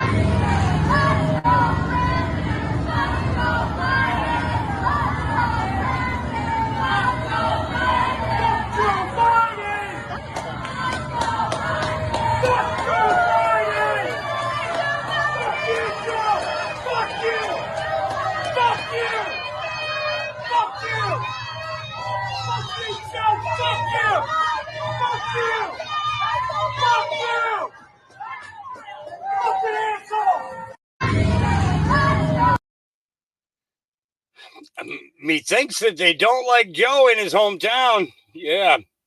All right. I'm not going to read the article, but Judge Juan Merchan's daughter raises $100 million off a criminal prosecution of Donald Trump.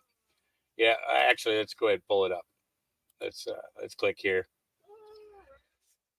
Let's go ahead and pull it up because I'm going to see if it actually shows you how much she got. Here we go. The first 2 days of this unprecedented criminal trial of a former president who happens to be the leading presidential candidate, it was predictable and predicted by us for nearly 2 years here on the War Room, and that is there is no way in hell that President Trump is going to get a fair trial in New York City with this Soros-funded Manhattan DA Alvin Bragg, who campaigned on the fact that he was going to get Trump. They brought this bogus legal theory against President Trump that took bookkeeping misdemeanors that are time barred, meaning beyond the statute of limitations by many years, at best misdemeanors, bookkeeping misdemeanors. I don't even think they're bookkeeping misdemeanors. And they transformed these bookkeeping misdemeanors at best into 34 felony counts against President Trump. The prior Manhattan DA, Cy Vance, declined to pursue this bogus legal theory. The Manhattan U.S. Attorney declined. The Federal Election Commission declined. Alvin Bragg himself declined until Matthew Colangelo got deployed from the number 3 office in the Biden Justice Department, a former top political operative and political appointee for Biden, and Tom Perez, the former Obama civil rights head, and Tom Perez, the former labor secretary, and Tom Perez, the former DNC chair. And then Colangelo went to work in the Obama White House as a labor relations advisor to Obama. Then he went to work for this Democrat attorney general in New York. Matthew Colangelo is the key figure here. He is the key operative who went from the Biden Justice Department to Bragg's office to bring these unprecedented criminal felony charges against Trump. They're before this Manhattan Democrat. Hang on. You're supposed to be spreading this gospel, the gospel according to War Room and Mike Davis on CNN right now. Why? I just noticed we were getting ready to rip your CNN hit with Jim Acosta, and I got Adam Kinzinger up there smirking and laughing. And why is Mike Davis sharing his wisdom as he does daily here in the War Room when you're supposed to be in makeup up in the CNN and on there? Because CNN's audience needs to hear about Matthew Colangelo. You know, our folks now can give you the dates of when he was actually number 3 in the Justice Department because of your work. The two people that seem to be crickets on this is CNN and MSNBC and on Capitol Hill, where I don't understand why the criminal conspiracy, I don't understand why Matthew Colangelo has not been called down to testify. I mean, Jim Jordan got something started a couple of months ago, sent a couple of nasty letters everywhere, but nothing. Why is this not being shared with the American people? Of course, here we're doing a War Room, and the War Room posse is doing great because now Matthew Colangelo is like a thing, right? Because of you. But why did CNN cancel you? Why did they take Kinzinger over you, sir? Well, I would say this. I was booked on CNN last night. They wanted me to come on Jim Acosta's show today at 10 a.m. Eastern, and I found out right before the show that they wanted to cancel. I would say this. Maybe it's because today is Jim Acosta's birthday, and I was going to go give his viewers a big birthday present. I was actually going to give them the real facts instead of the fake news that Jim Acosta presents to his dumb sheep viewers every day. And I was actually going to have a lot of conservative viewers tune into CNN for the first time in many, many years to watch this hit. And, maybe Jim Acosta doesn't want these CNN sheep viewers to know that Matthew Colangelo got deployed from the Biden Justice Department to bring this zombie. Hang on. The Fox primetime audience can barely handle Mike Davis. CNN would have they'd vapor lock. They would go, what planet is this guy coming from? Matthew who? What is this? Seconded from DOJ? Why is there crickets? Okay, we understand. So Jim Acosta doesn't have enough guts to have you on to speak truth. He's going to have a good replacement, Adam Kinzinger, part of this because J6, and of course he got turfed out, right? The odds against him were so bad he quit. Why is there crickets everywhere else? Why is there cricket? There should be a firestorm every day. You saw President Trump go to Harlem. He's beloved, absolutely beloved by the people. Why is there crickets in the? First off, I don't know why the RNC every other day is not filing some lawsuit here. Where's the RNC? Where's the Republicans on Capitol Hill? The last time I checked, we controlled the House. Why is there crickets everywhere? In every official Republican, including 2/3 or 3/4 of conservative Inc. media, sir? I would say right now with Kinzinger on CNN, maybe Jim Acosta can use his COVID mask to wipe away Kinzinger's tears on CNN right now. I bet you Adam is on there crying. Maybe they have to change Adam's diaper for January 6th. But I would say the reason that, remember what this Democrat judge did, this Manhattan Democrat judge, Juan Merchan, who donated to President Biden in 2020, who donated to another anti-Trump cause, whose daughter, Lauren Merchan, is a leading Democrat consultant and campaign fundraiser who's working for Biden and Kamala Harris and Adam Schiff and many other Democrats. This Lauren Merchan, the judge's daughter, has raised nearly $100 million for this criminal trial. She's profiting from this thing.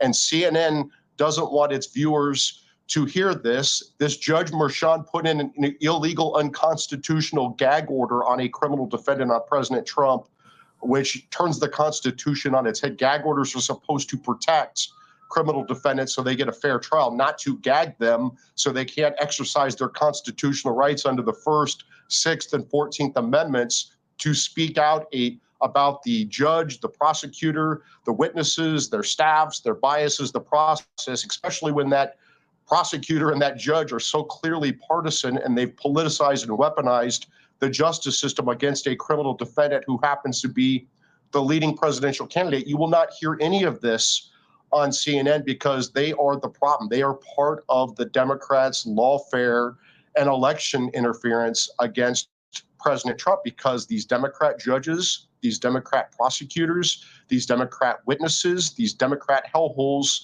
like New York, D.C., and Atlanta, these Democrat regime spokespeople like at CNN, they fear American voters on November 5th, 2024. They know American voters are going to put President Trump back in the White House. You're even seeing President Trump going up to Harlem, to a bodega in Harlem, and getting a hero's welcome. If that doesn't send chills down the spine of every Democrat in this country, they're not paying attention. Yep.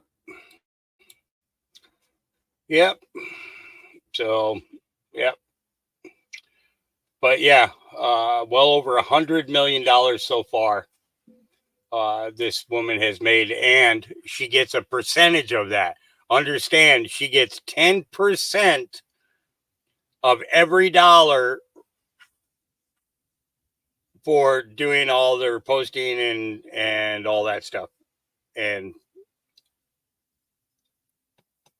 basically spreading their propaganda, to the people. So, raises $100 million, and she gets 10% of. So that's $10 million she gets just for the first day of trial. Yeah. All right. A conservative aunt. He's actually pretty funny. I actually think he's pretty good. Mental health crisis in this country is insane. These people don't even know what the fuck they want or are the end, though, hold on. The end thou sent me out. Okay. Oh, the end, though. The end of this sent me out. Here we go. I am genderqueer, transmasc, and queer. What's transmasc? Transmasc is like people under the non-binary umbrella identifying like or presenting masc. Masculine? Yeah. What about you? I'm trans and my sexuality is unlabeled. Oh. I use he/him pronouns. Yeah, and I use he/they pronouns. Oh, good. Fluid. Oh. Fluid. Can you explain what that means to me a little bit more? Whatever turns you on. She, her, it. I feel like honestly, it should not be a bad thing. Like I've talked to It's people a bad with thing. they and them. I'm like, well, in the grammar of things, how would you want to represent yourself? I was like, I mean, I guess it, because it's like you're it, you're the it. Oh, you're like it. it shouldn't be a bad name. This is it. Owned. Oh. Gay. Yes. We know. Yes. We already know, babe. He, she, her. Her. It's her, she. She. Thank you. I guess you could call me gay. I'm He doesn't homo-flexible, know. really. I do like some women, Oh, but good. mostly men. Oh, I thought there was more than two. I identify Okay. as a man. As far as sexuality is concerned, I'm kind of open. Like, I mean, if you excite me, then you excite me, you know? I will forever support a child who wants to do whatever they want with their whatever. And I will always be there for any children who want to pursue drag things if they are LGBT in any sort of way. I will always support them. Yeah, I think that's amazing because when they're young and they're able to express themselves like that, they're going to grow older and be even more like amazing human beings and like destigmatizing that like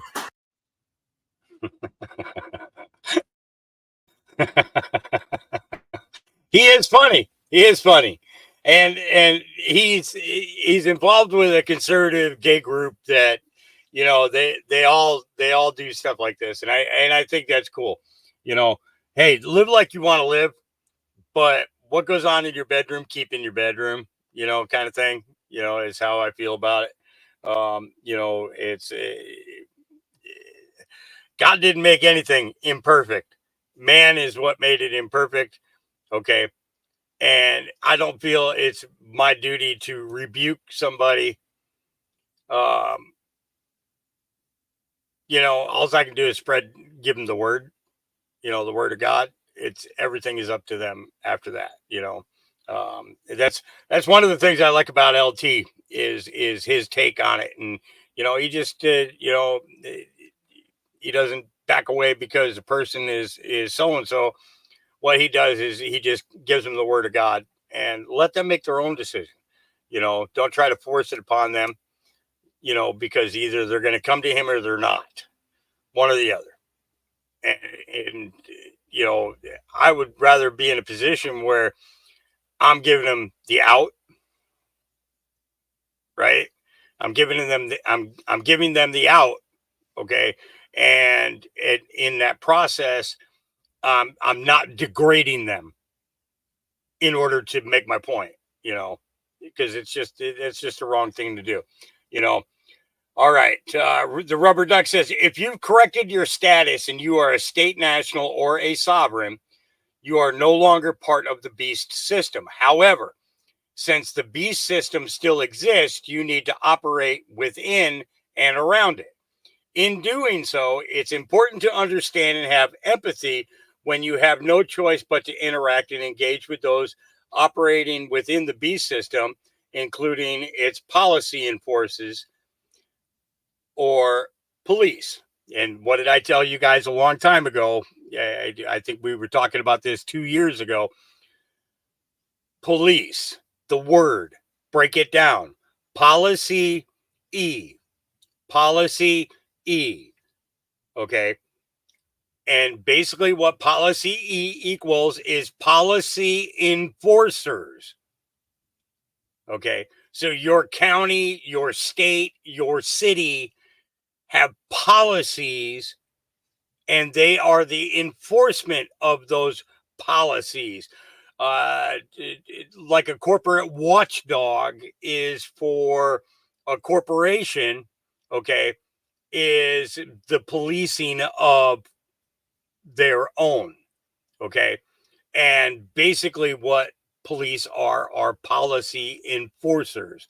They are not the law of the land. The law of the land are your sheriffs. There's a big difference. Policy enforcers, okay? So local police, especially those that are trained, managed, and influenced by departments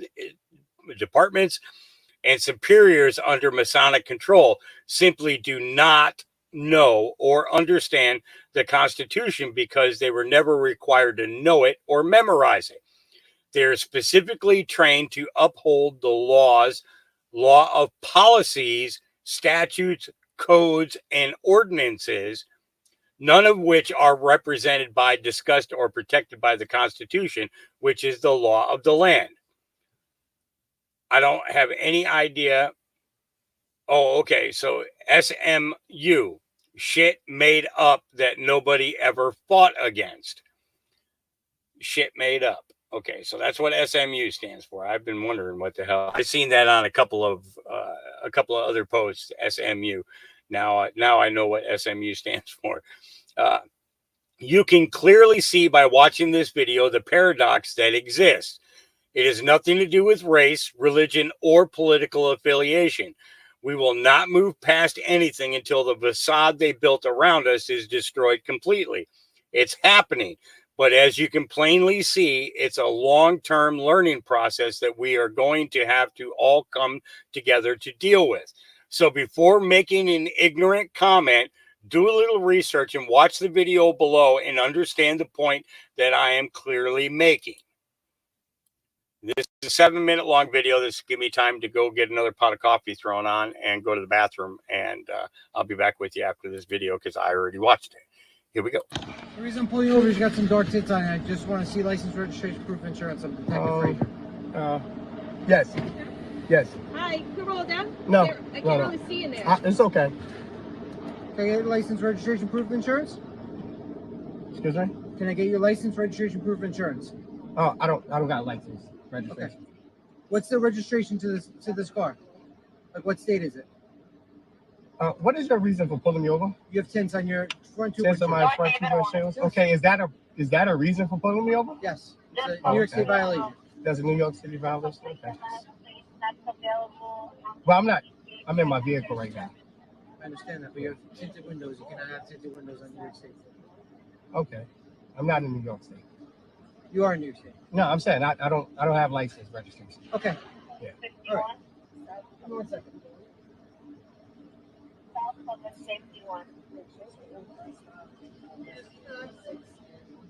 Huh?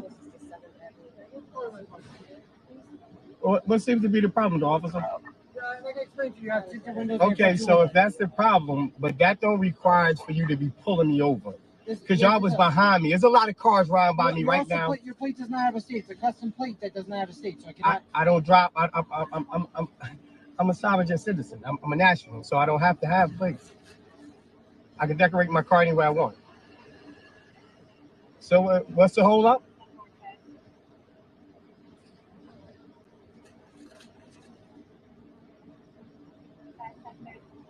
Can I ask you what you're doing? So why are you running my plates? That's illegal. That's illegal. You don't supposed to be running no plates. If I violated no crime, y'all don't supposed to be running no plates. That's a violation. But sir, the plate doesn't come back. But y'all don't supposed to be running no plates. I didn't violate no crime. Even if it was a tinted window, y'all don't supposed to run no plates. I just counted 10 cars. Being combative with I'm not being combative, but you have the tint card on you? I'm not from here. I don't have tinted card. I don't answer questions. You have ID on you? I don't answer questions. I don't answer questions. He's a sovereign citizen, so. Say it again? He's a sovereign citizen, he's claiming. That's fine. We're not saying he's not. Yeah, I don't. But when your plate doesn't come back to your vehicle, I don't have. Listen, I can't really hear you, but I say I could decorate my car the way I want to. no, it's fine. But you have to have a plate on your vehicle. I don't have to have no plate. I could decorate my car the way I want. You don't have to have a plate? Interesting. You have a driver's license? You're driving with no driver's license? I mean, we're just having a conversation.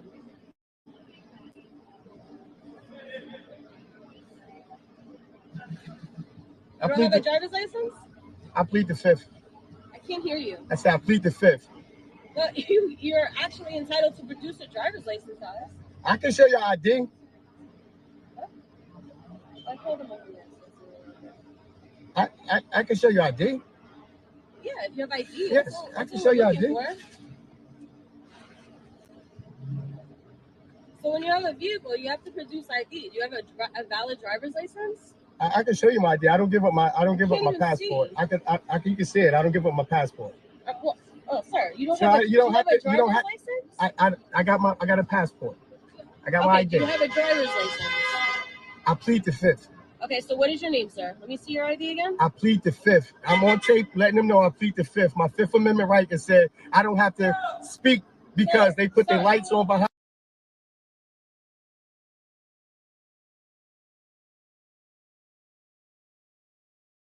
Well, you actually are. You're not producing any driver's license to us. You're telling us you don't need a plate on your vehicle. I struck my Fifth Amendment right. Nobody listened to me when I said I pleaded the fifth. I don't got no first name. I pleaded the fifth. I pleaded the fifth. I'm pleading the fifth. Okay.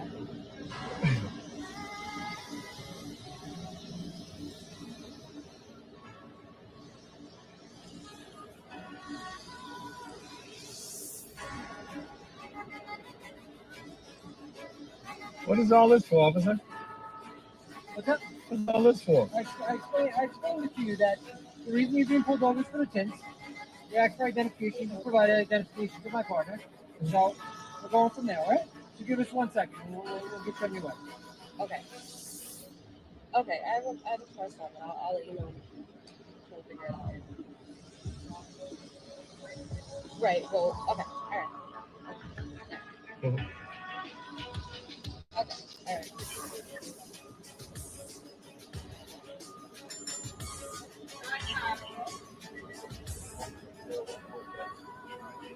all right. He showed me my passport.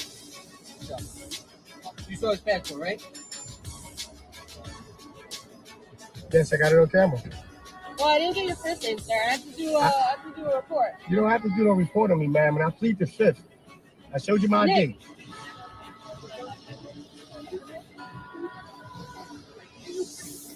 Sir, I just got to the scene already. All right. Civil everything with you. Can I just see your passport, please? I showed it to her already. Huh? I just showed it to her. All right, well, I would like to see it now. I don't show it twice. I plead the fifth. Please, okay? Yes. Why is that? I would like to identify you. Fifth Amendment right is being violated. I identified myself 2 times already. Sir, you're on a public highway. No, I invited myself 2 times. It doesn't mean a public highway. I pleaded the fifth. That means you cannot question me no more. So we're allowed to identify you. I identified myself already, sir. I just got to see that. I identified myself with 2 other officers. I don't have to keep identifying myself. It's not against the law to keep. You don't have to keep identifying yourself. You don't have to keep identifying yourself. You do me a favor? Sir, this is what we're going to do, all right? I understand you're claiming you're a sovereign citizen and stuff like that. Just so you know, tints in New York State, you cannot have in the front windshield, the front 2 windows of your vehicle, all right? You cannot have any sort of tints. It's illegal in New York State, all right? So what we're going to do is we're going to let you go with a warning. We're going to document everything that we stopped you and all that, all right? Okay. Have a great day. Peace out.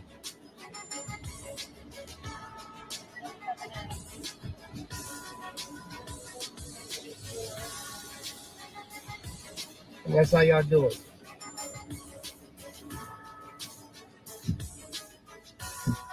And that's how y'all do it. Just like that, y'all. Y'all see? You stand on yours. Stand on it. Stand on it. Get the message? I think he did a very good way of articulating himself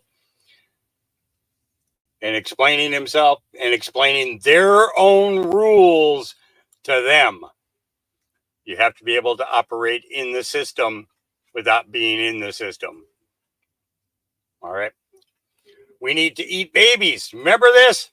Tom Fenton says from 2019, AOC couldn't even imagine or couldn't even manage to disagree directly. I don't know how many of you guys remember this. I remember playing this video all the way back then.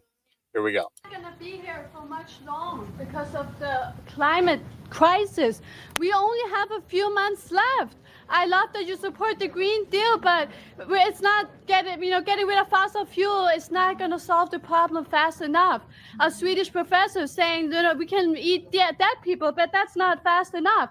So I think your next campaign slogan has to be this: we got to start eating babies. We don't have enough time. There's too much CO2.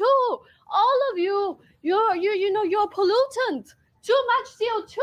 We have to start now, please. You are so great. I'm so happy that you're really supporting the Green Deal, but it's not enough. Even if we would bomb Russia, we still have too many people, too much pollution. So we have to get rid of the babies. That's a big problem. Just stopping having babies is not enough. We need to eat the babies, and this is very serious. Please give a response. Thank you. We'll go ahead. Okay. No, we'll go ahead. No. Yeah, no. Thank you. So I think So one of the things that's very important to us is that we need to treat the climate crisis with the urgency that it does present. Luckily, we have more than a few months. We do need to hit net zero in several years. But I think we all need to understand that there are a lot of solutions that we have and that we can pursue, and that if we act in a positive way, there's space for hope. We are never beyond hope. Okay. Where you're concerned, girl, yeah, you're beyond hope. All right.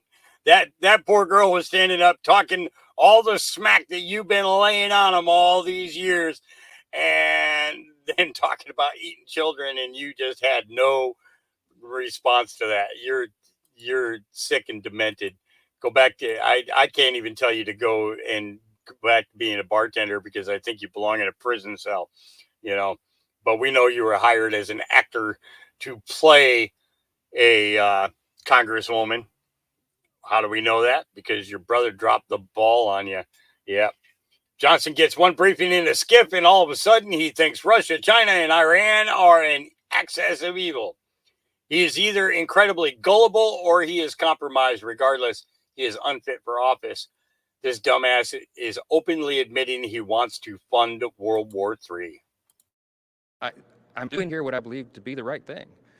I think providing lethal aid to Ukraine right now is critically important. I really do. I really do believe the intel and the briefings that we've gotten that I believe Xi and Vladimir Putin and Iran really are an axis of evil. I think they're in coordination on this. I think that Vladimir Putin would continue to march through Europe if he were allowed. I think he might go to the Balkans next. I think he might have a showdown with Poland or one of our NATO allies. To put it bluntly, I would rather send bullets to Ukraine than American boys. My son is going to begin in the Naval Academy this fall. This is a live fire exercise for me, as it is so many American families. This is not a game. It's not a joke. We can't play politics of this. We have to do the right thing. And I'm going to allow an opportunity for every single member of the House to vote their conscience and their will on this. And I think that's the way this institution is supposed to work. And I'm willing to take personal risk for that, because we have to do the right thing, and history will judge us. Yeah, I think you're full of shit there, Johnson. Yep. Shipwrecked students in Payson, Utah at Mount Nebo Middle School staged a walkout and protested over other students dressed as furries attacking them in the hallway. Oh, boy. Students at Mount Nebo Middle School in Payson, Utah staged a walkout and a protest yesterday over furries. Somebody was telling me that the furries were attacking you guys in class. Is that right? Yeah, they bite kids. How do they bite your ankle? Why would they? They walk on all fours, run down the hall. They scratch people. We're not allowed to wear masks on Halloween, but then they wear masks every day. So you can't wear a mask on Halloween? No, we can't wear masks on Halloween, but they can wear masks every day. So are they wearing a mask every day? Yes. What's the point of dressing up like a furry? I don't know. They think they're so cool that they want to be animals. I think they want attention. They attack us and we get in trouble. And how else do they attack you guys? They either bite us, they scratch us, they bark at us, and pounce on people. Why are they spraying you with Febreze? Just because they don't, because we apparently have babies. And there's a rumor that they were putting litter boxes in the girls' bathroom. And they started putting litter boxes. I heard that was just a rumor. No, it's true. Now, this all started with a petition that was posted to change.org called Students for Humans at School, Not Animals, aka Furries. The goal with this petition was to reach 500 signatures, which it had already done 2 days after it was posted, and it's now up to 750 signatures with a 1,000 signature goal. Petition is asking for a dress code to be put into place with restrictions on jewelry, accessories, tattoos, hair, facial hair, other things. Thing that would draw undue attention, distract or disrupt otherwise or interfere with the learning atmosphere or school activities. Interesting about this petition is the majority of it is being driven by the students, specifically these students right here who each made a video talking about what they want to see happen as far as change in their school. Hey guys, yeah, we need this furry thing to stop. People are getting hurt, and please just we need support. We need support. So come help. I got you, little buddy. So for the next couple of days, I posted the website for their change.org campaign into the link in my bio. You can go and read for yourself and read all of the things that people have wrote and kind of educate yourself on what is actually happening at this middle school according to them. And let's maybe help them get to that 1,000 signature.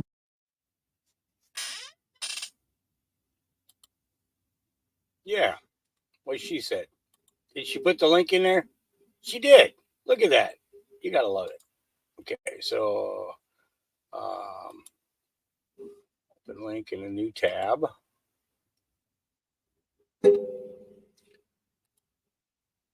Copy. Paste.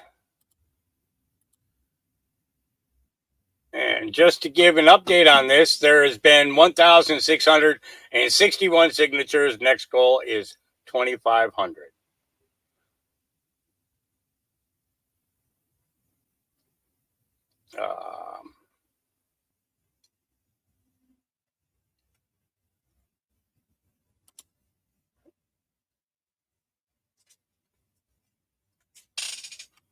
It's not a show and tell day. Then the furries should stay home.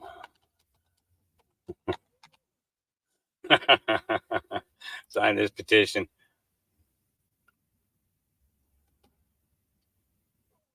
You don't need my money. No, I'll share instead. Copied. Continue.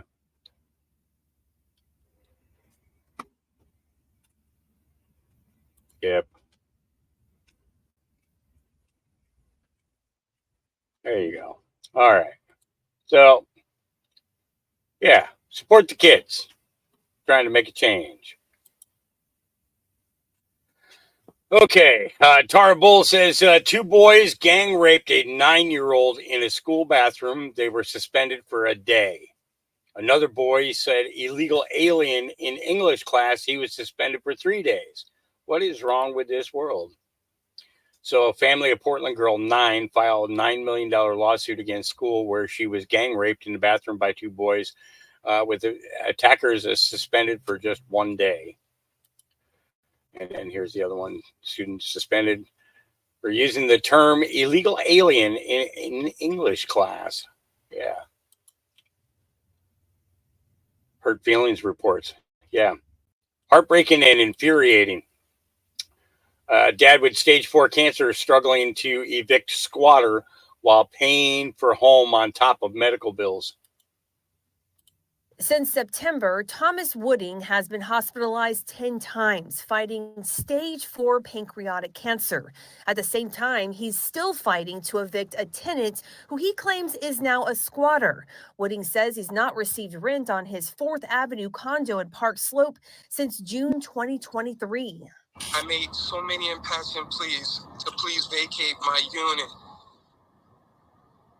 She refuses. The Woodings say this tenant has lived here for more than 10 years, but she stopped paying rent after they raised it from $1,600 a month to $1,750. The rent is well below the market value of one bedrooms in the area that go for more than $3,000 a month. We attempted to speak with the tenant. Nobody came to the door. We did find the tenant's attorney. The firm pointed out the civil case to evict her was dismissed. Case got dismissed on technicality. Thomas's wife, Madalena Wooding, explains the case was dismissed because they did not serve the tenant a piece of paper. She wasn't served some kind of order that was set in place during the pandemic that we didn't know about, and the court clerk didn't give it to me. Now they're back at square one. They just served the tenant a new 90-day notice of termination and have had to hire an attorney. She gets free legal counsel, and we don't. Throughout this nearly year-long process, they've been paying a mortgage and common charges on the condo. For Thomas, a father of two, he says it's been financially and emotionally draining. His message to the squatter. Begging you, making an pension plea. Please vacate my unit. I would greatly appreciate it so that I could get a paying tenant in there so that my family could stay afloat financially.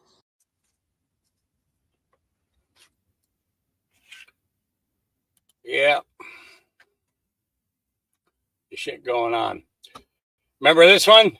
Joe Biden stunned a reporter in 2021 when he asked if there were people in the Republican Party who think we're sucking the blood out of kids. Yesterday, Biden claimed that his uncle was eaten by cannibals. Why is Joe saying these things? We are not defunding the police. We have not. Are there people who, in the Democratic Party, who want to defund the president? Are there people in the Republican Party who think we're sucking the blood out of kids? Yeah. I'm not sure. Are there people in the Democratic Party who want to? Mr. President, Speaker Pelosi made the right choice. We are not defunding the police. We have not. They always got to tell you what they're doing. Always got to tell you. Matt Kim, Instagram is completely hiding this video today. I have over 500,000 followers there. And on average, my video I post has 15 to 20K views in the first 15 minutes. This video had 500. That's not a small difference. Why? Is it this video, or are they coming after my account in general? Yesterday, 911 emergency services was down in multiple states. Entire or partial parts of South Dakota, Nebraska, Texas, Nevada, Florida, Kentucky, Iowa, Wisconsin, and Minnesota. Interesting enough, just a few hours prior to the outages, this article is published on ABC News. DHS warns the public, and then hours later, the exact same thing they warned of happens. How did they know? Just since the beginning of 2024, we've seen AT&T go down countless times. All the social media platforms and communication services go down at opportune moments like Super Tuesday. Actually received this friendly email from AT&T today. Personal information was compromised. Thanks, guys, for the useless heads up. I can go down the rabbit holes today, predictive programming, PSYOP, digital warfare, etc., but I'm not. Instead, let's keep it super basic. Our country is falling apart. That's a fact. Emergency systems are failing. Air travel is a travesty. Scheduling delays are the new norm.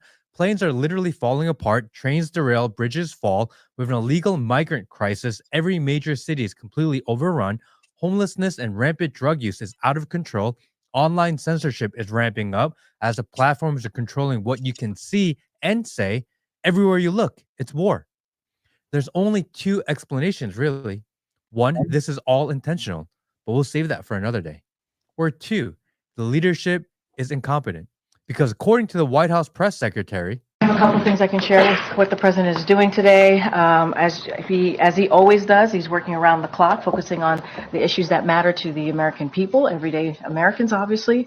if Biden, as said by the White House itself, is working around the clock because I trust their words, he's either intentionally sabotaging the country or incompetently, unknowingly sabotaging the country. Which one do you think it is? All right. Yep. All right. Nature Girl or it says divide and conquer, and they're still doing it today. You are being played. Say that again. The whole history of America is the history of rich white men telling not rich white people that their enemies are black and brown. It starts in the colonies of what would become the United States. Let's remember, during the colonial period, mid-1600s, there was no such thing as white people. I know some people who are now called white find that shocking, right? Because they think whiteness is real, right? But whiteness was created. Europeans didn't call themselves white. We didn't call ourselves white. We weren't all members of one big happy family. Are you kidding? Have you studied the history of Europe? The history of Europe was about killing each other.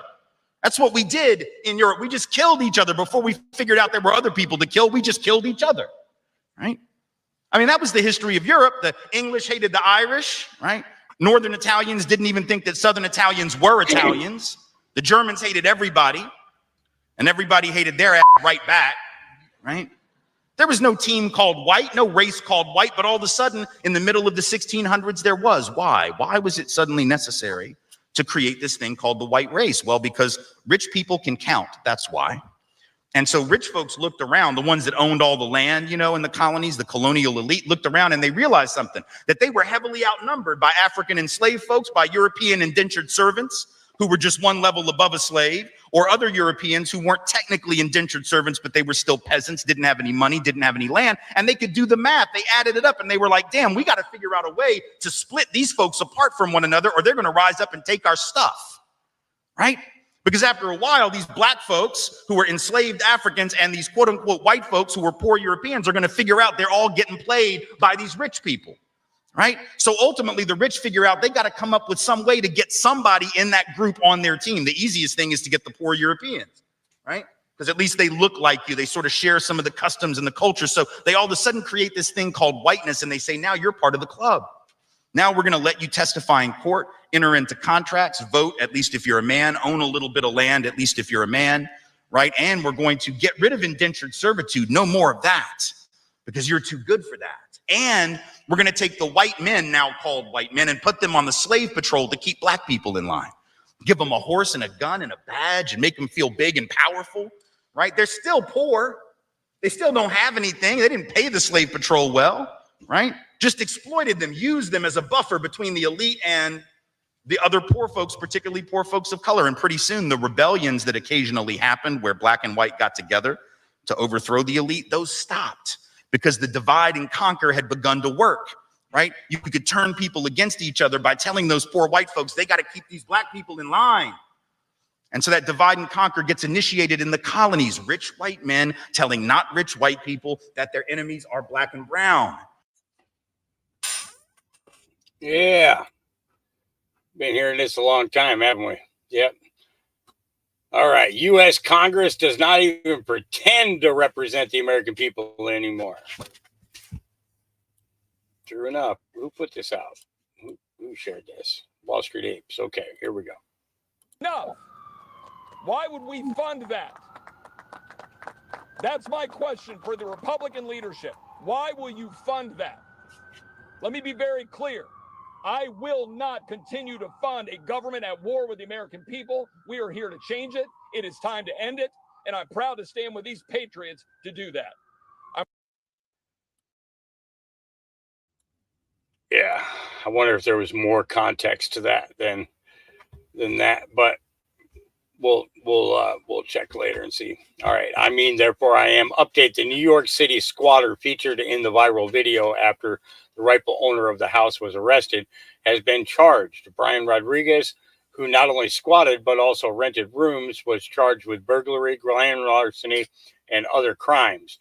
At least 4 lawmakers have filed legislation since this segment first aired to make it easier for police to remove squatters and to document how often it's happening. One bill was filed by a New York City council member, and 3 senators have filed legislation as well. I have video of you. Who are these people? Out the situation. But they're in my house, man. Relax. No. To understand how this day ended, We need the police right away. with multiple 911 calls and arrests, We have to start at the beginning. Adele, the hardest question is, how do you say your name? We met Adele Andaloro outside the home her parents left her in Flushing, Queens. She's in the process of selling it. No, he locked it. But she's been locked out. She claims squatters moved in on February 6th and refused to leave. What's it like being here knowing you can't go inside of your own home? It's enraging. It really is. In New York, squatters have rights after 30 days. By the time that someone does their investigation and they do their work and their job, we'll be well over the 30 days, and this man will have stolen my home. And now she's back. Just after wrapping up our interview, a woman showed up. What are you doing in the house? Are you renting this house? Why are you here? She unlocked the front door, saw our cameras, and took off. It's open. Let's go in the house. It's open. Adele and her daughter, with the property deed in hand, went inside. This is my furniture. These are my curtains. She didn't just find her belongings inside. There's a man sleeping right there. Get out of my house. She found two men. How long have you lived here? I moved in about 2 days ago. They've called the police on me, and I've called the locksmiths. I didn't come in illegally. The door was open. Police started interviewing neighbors and looking for documents. Do you have something that shows that you've been here for more than 30 days? They took the man who told me he had been renting for 2 days out in handcuffs. They got one out. And escorted the other guy off the property. Now you're afraid to come out. I'm not coming out. This house is empty. This is my home. My locksmith is on the corner waiting to change my locks. And it's not fair. It's not fair that I, as the homeowner, should be having to go through this. How you doing? Minutes later, a locksmith showed up, but police gave her a warning before they left. I may end up in handcuffs today if this man shows up here and says that I have illegally evicted him. I said to them, let him take me to court the way I've been told to take him to court. But today, I'm not leaving my house. Less than 10 minutes after police left and the locks were changed. That's not going on. The man who claims to be the one actually leasing the house shows up. Call the police again. With the other guy, police took off the property. Do you see this? This guy just literally broke down my door, broke through myself and my daughter to get in here. This guy just forced himself into my house. Yes, he did. And so did you. You broke through the front door. The man called the police on her. So why is it that I have to leave and he doesn't have to leave? Because technically he can't be kicked out. We need to go to court. They consider this a landlord-tenant issue. And by law, it has to be handled through the housing court, not with police. If you own this house, you would not want her inside. I don't own it. Exactly, Yes. she does. Yes, but then once again, you should know how the law works. I do know how it works. There's rules to the as you got to go to court and send me to civil court. He says he signed a lease in October, but wouldn't tell us with who. I got proof longer than that. Show us the proof. Well, who are you for me to show? I showed it to cops. Dan with Channel 7 News. If you don't want to show it, you don't want to show it. Cool. Come here, brother. I like that. I would like to see it. He didn't show me a lease. This is a bill. A bill for work he says he had done to the house. He didn't show police a lease either. The police department doesn't have the lease? No. He's got no documentation. Just bills. So Adele, you're getting arrested right now? I'm being arrested For what? for being in my own home. And where's your lease? She's fighting the house. It's not her house anymore. My deed That's is what it was current told and to her. legal. Arrested for unlawful eviction. She changed the locks on a man who claims he lives there. So how does this all end then? When do you leave? The way it ends is either she pays me my money that I put into the house, pay me the money, and I'll leave, or send me to court, and we deal with the judge in court. It's that simple. It's not that simple. It's a long process. Evictions can take close to 2 years to complete. Yeah. You remember I showed you that original video there months ago. I have video of you. Yeah. So, yeah. So at least they're starting to do something, but are they going to get it done quick enough? Don't know. All right. Ireland mass migration. This is heartbreaking. Listen to the distress of these people. Watch as the locals are pushed out of the way by police as they protest the arrival of more migrants into their tiny rural village. My daughter can't walk this road anymore, is said by one of them. Here we go. After all this car goes by, okay? Yeah. Back down the road. Everybody here is committed offense. Back down. You get Come on, the direction back down. of the section here. You have to move. You have to go down past the barrier. We don't walk you down past the barrier. You have to walk this road every day. You're committed It's a public road. It's a public road. Stop pushing. It's a fucking public road. What are you doing? Why are you doing that? Why are you doing that? We're trying to do it. We're trying to home. I understand that. We have a job to do. We've got to do our But don't do the wrong job. This is not your job.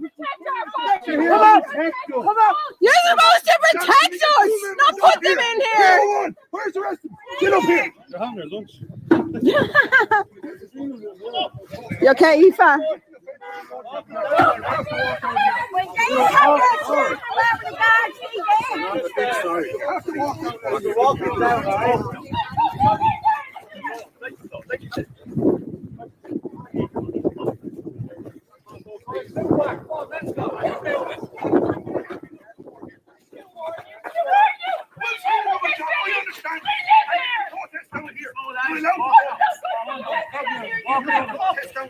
You cannot protest in here. Give it directions. Section 8. You cannot stay here.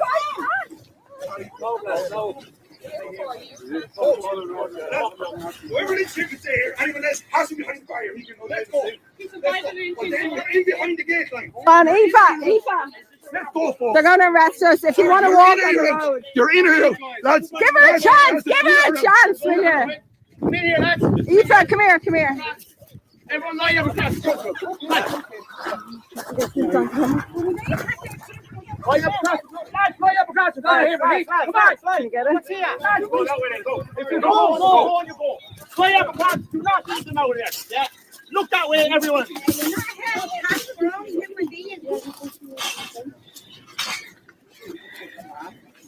We're all human beings. You don't have to stand like that, lads. This is our village. We are trying to protect our families. My daughter can't walk this road anymore. None of us can.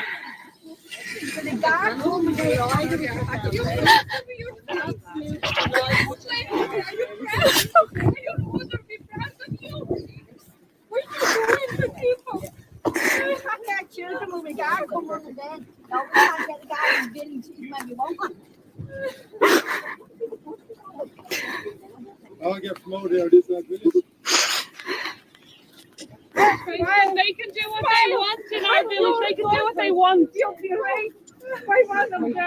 I see you smile. Your mother be proud of you too. I am immigrant. Why I supposed to stand 3 hours in the airport and my documents must be checked, and they just don't feel like that. Why? Explain to me. Why the fuck I'm different?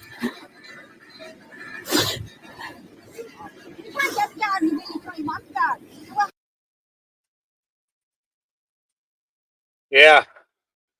Crazy, crazy, crazy. Lips TikTok. TikToker explains that black people are more prone to eco-anxiety because the climate is racist.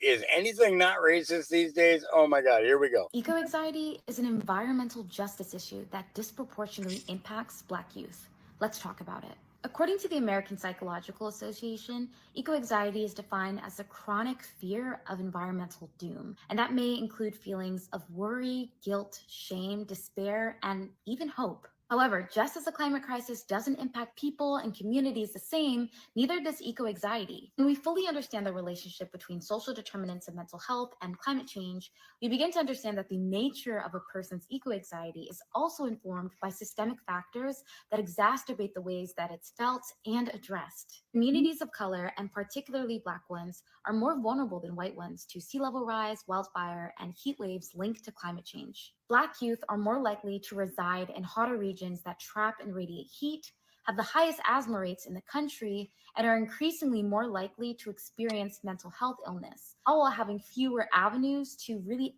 access often life-saving resources, whether it be access to affordable healthcare or access to green space like tree canopy cover that can help mitigate extreme heat. When we couple contributing factors to mental health like poverty rates and white supremacy with generally worse exposure to environmental hazards and the climate crisis, we begin to understand how a racialized difference in eco-anxiety can emerge. And yet, in the midst of all of these disparities, Black youth continue to be sidelined and decentered in mainstream conversations around eco-anxiety, which really distinguishes this whole conversation as an environmental injustice. For Black youth, eco-anxiety isn't just a fear of having children in a climate future, it's also coupled with the fear of having children in an anti-Black world, period.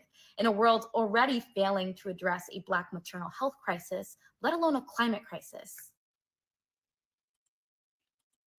Okay, I'm fucking confused.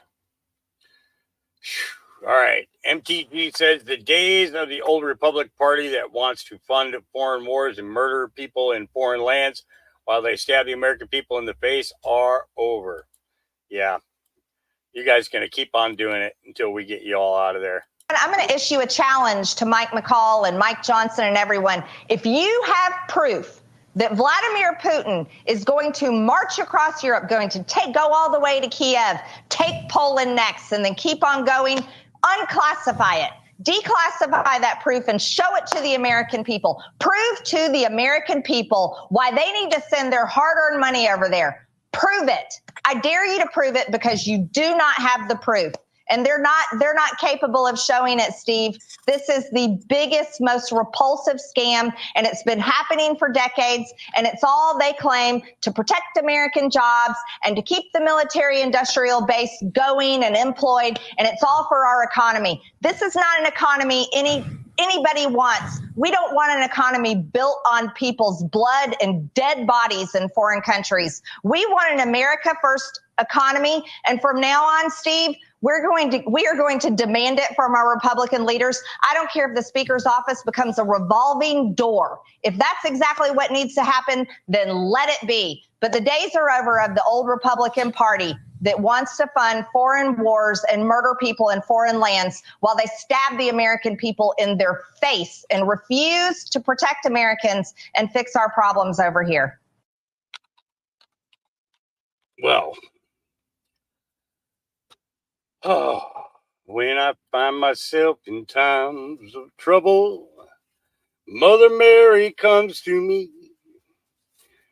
speaking words of wisdom, let it be. And in my hour of darkness, she is standing right in front of me, speaking words of wisdom, let it be. Yeah. Sometimes I think that they've been listening to music too long. Because, you know, music had a lot to do with the way people think, the way that they act. Kind of building the persona of the individual by influence and words. And words and words and words. Yep. You know, yeah. All right. Moving on.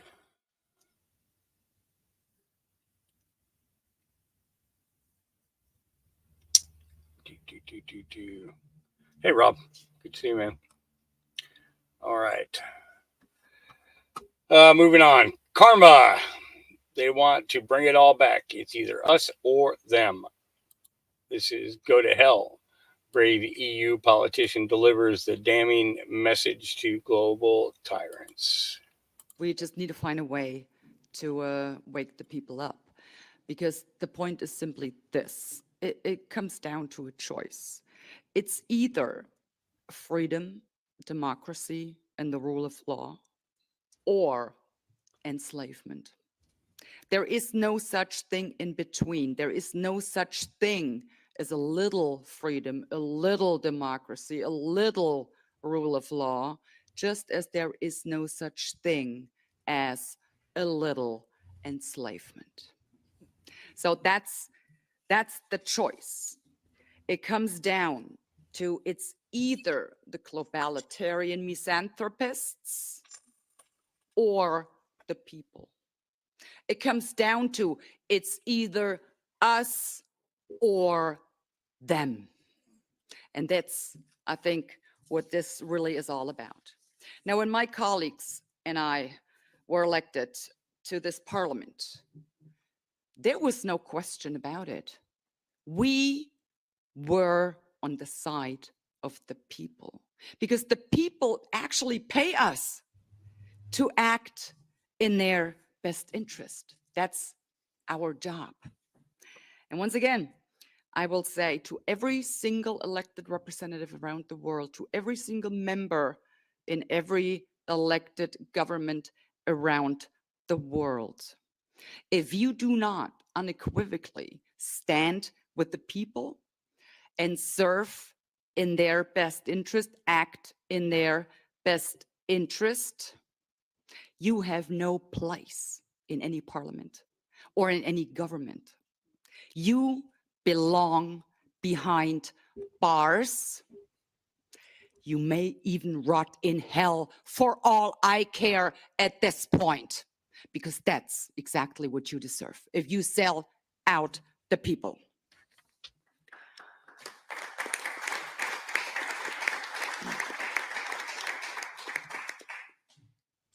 Now I would like to make a promise to the people, and I'm pretty sure I can speak on behalf of my colleagues. We will continue to stand with you, the people. We will continue to fight for freedom, democracy, and the rule of law. We will not shut up, and we will not stop going after those despicable globalitarian misanthropists. But we would also like to have you make a promise to us. You may have heard, it's all coming back. The first countries are already starting about talking mask mandates in Israel. They're already imposing it. I've heard of a few universities in the United States. They're already bringing it all back. And I would really like for you, the people, to not go along. Simply say no. They want you to wear a mask? Say no. They want you to put in another mRNA shot? Say no. They want to impose a curfew on you? Say no. That's really all you have to do. And might not be, or it might sound a little hard, but it's actually not that hard.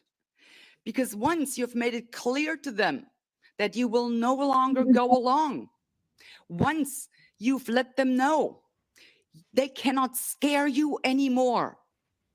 Because as long as you're afraid of what they might do, if you don't comply, they have power over you. Take the power away from them. Simply say no. Once you do that, they don't have power over you anymore. You will feel so free. Simply say no.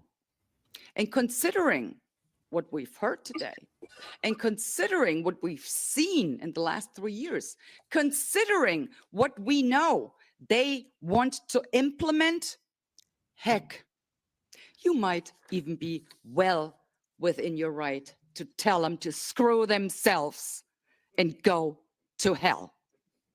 That's where they belong. What will you get out of that? I can tell you.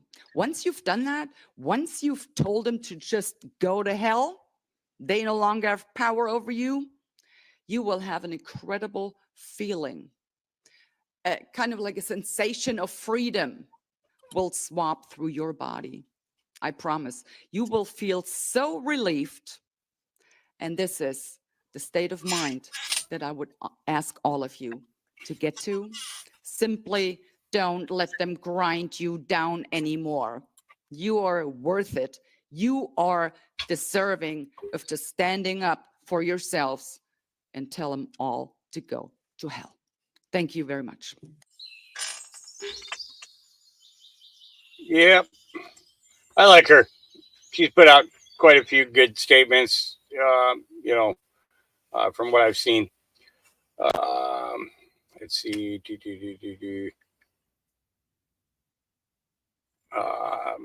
So a second juror has been dismissed from Trump's hush money trial.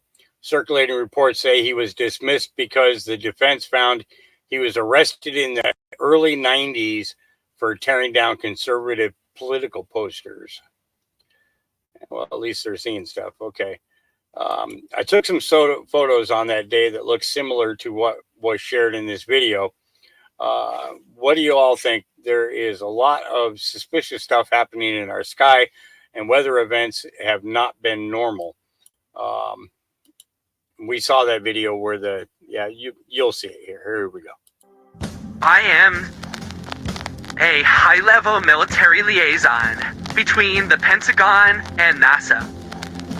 I'm here as a anonymous whistleblower to tell everyone that what happened on April the 8th was not an eclipse.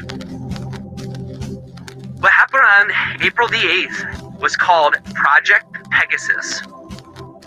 It's been in the planning for years. What occurred, not an eclipse, since the moon was beside the sun during it and not crossing it. And also it's for both in Pisces. The whole thing is ridiculous, and that's how much credit the government gives all of you, because they'll do something that blatantly wrong, inaccurate, just impossible, and yet they know that Americans, they'll be called conspiracy theorists if they even bring it up. So they do it, and they don't even care. Okay, so what did they do if there wasn't an eclipse? The biggest thing you have to realize is the coincidence, which was no coincidence, of CERN being turned on that day. It is near impossible to explain or understand for most of us, but monumental nonetheless. CERN was turned back on that day, and immediately after it was turned on, this is what appeared in the sky above CERN in Switzerland on the 8th. A literal portal was created above CERN, and this was actually predicted, which is one reason why it was filmed by many people who were in the know. But ever since they discovered the Higgs boson in 2012, the God particle, that's when all of this contact began to occur. Using a particle accelerator, believe they have found the subatomic particle known as the Higgs boson, otherwise known as the God particle. There you have it. Because this whole thing of Project Pegasus was about CERN.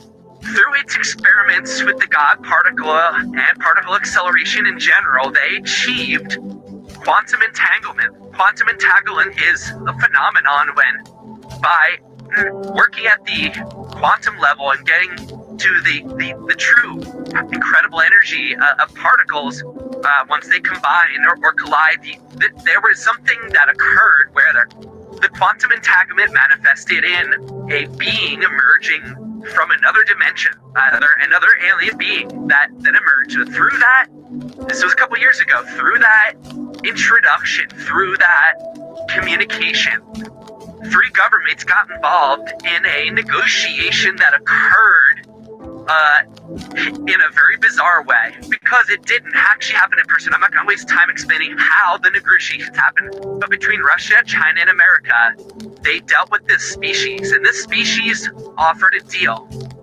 And the deal was that we would be given something if they were allowed to come here to Earth and basically set up a secret base.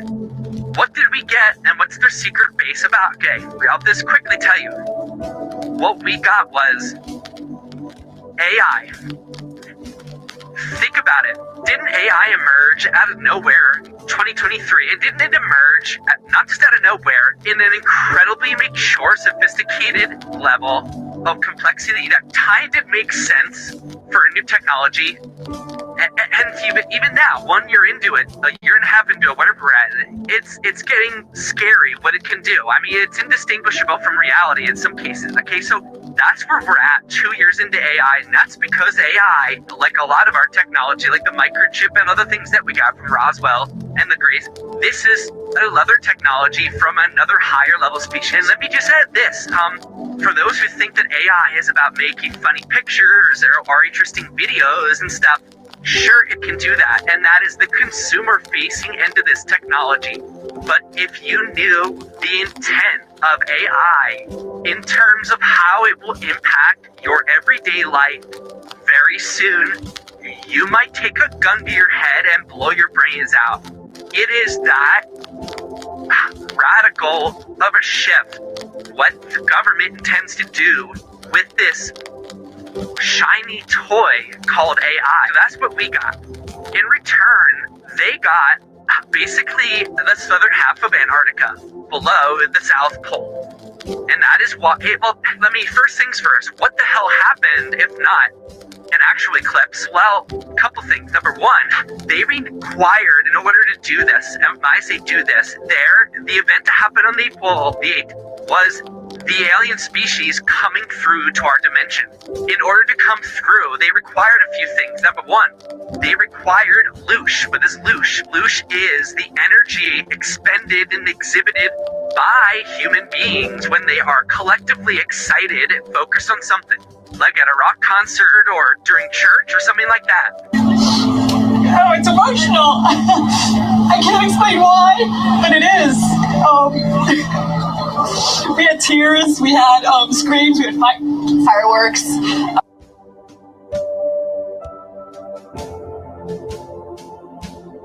So by having so much of the planet looking up at a certain time of day and everybody giving their attention and their emotions to it, which by the way, if you watch some videos, you had newscasters crying.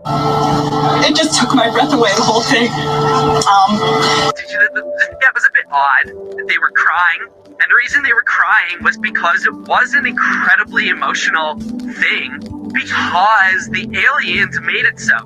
The aliens made it so because the energy created or received from the loosh, and again, I've defined what loosh is. Whoa,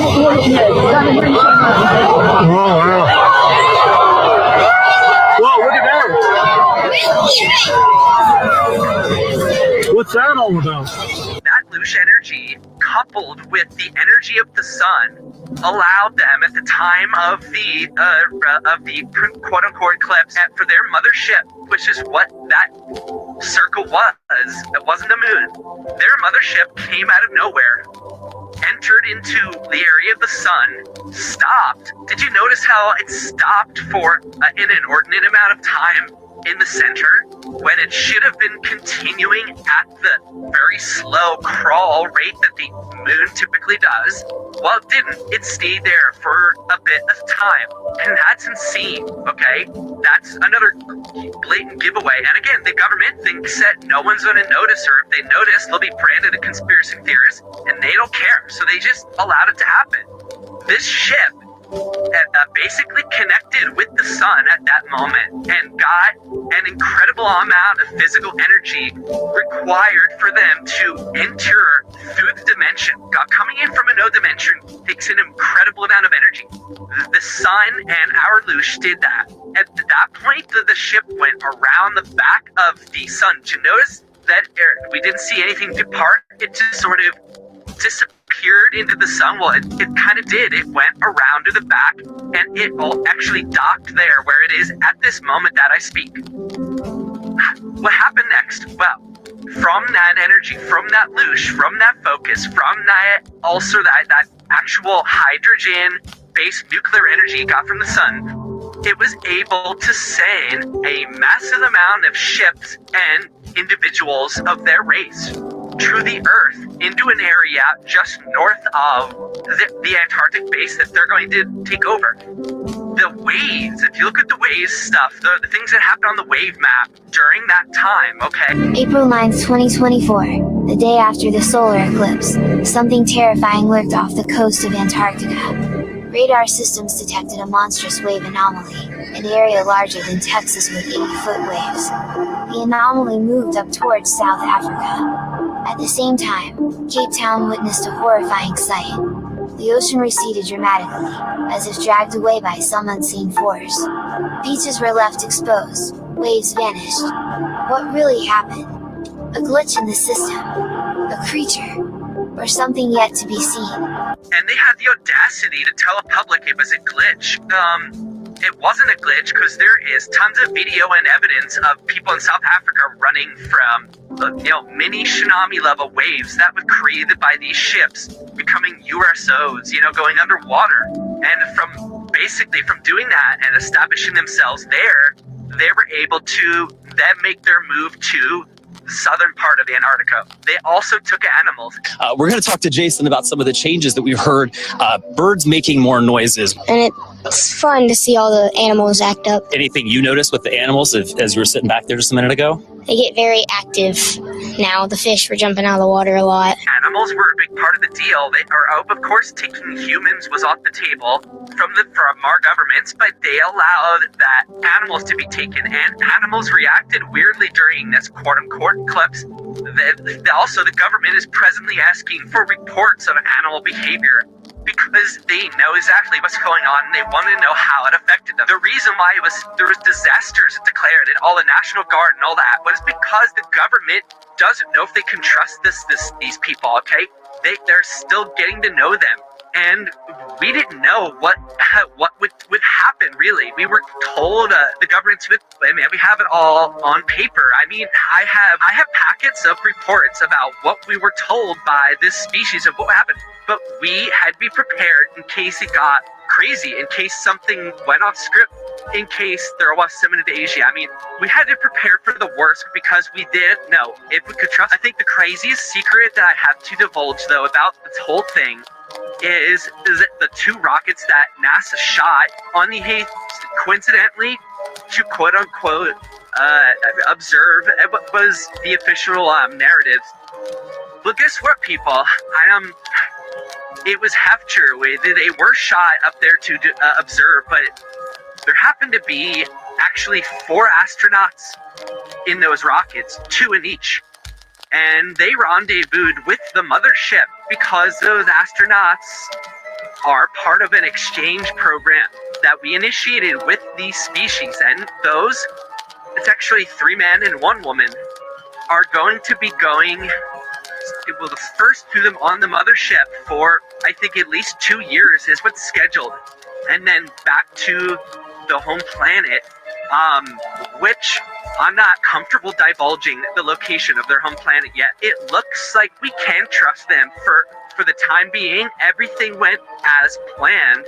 And again, the fact is that the public doesn't have a frickin' clue that what they just witnessed was essentially the first incursion, I call it an incursion, of a alien race onto our sovereign, planet, and they now have a piece of it. And what they do next, we have no idea.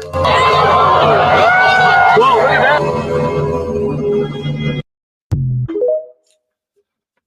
Interesting.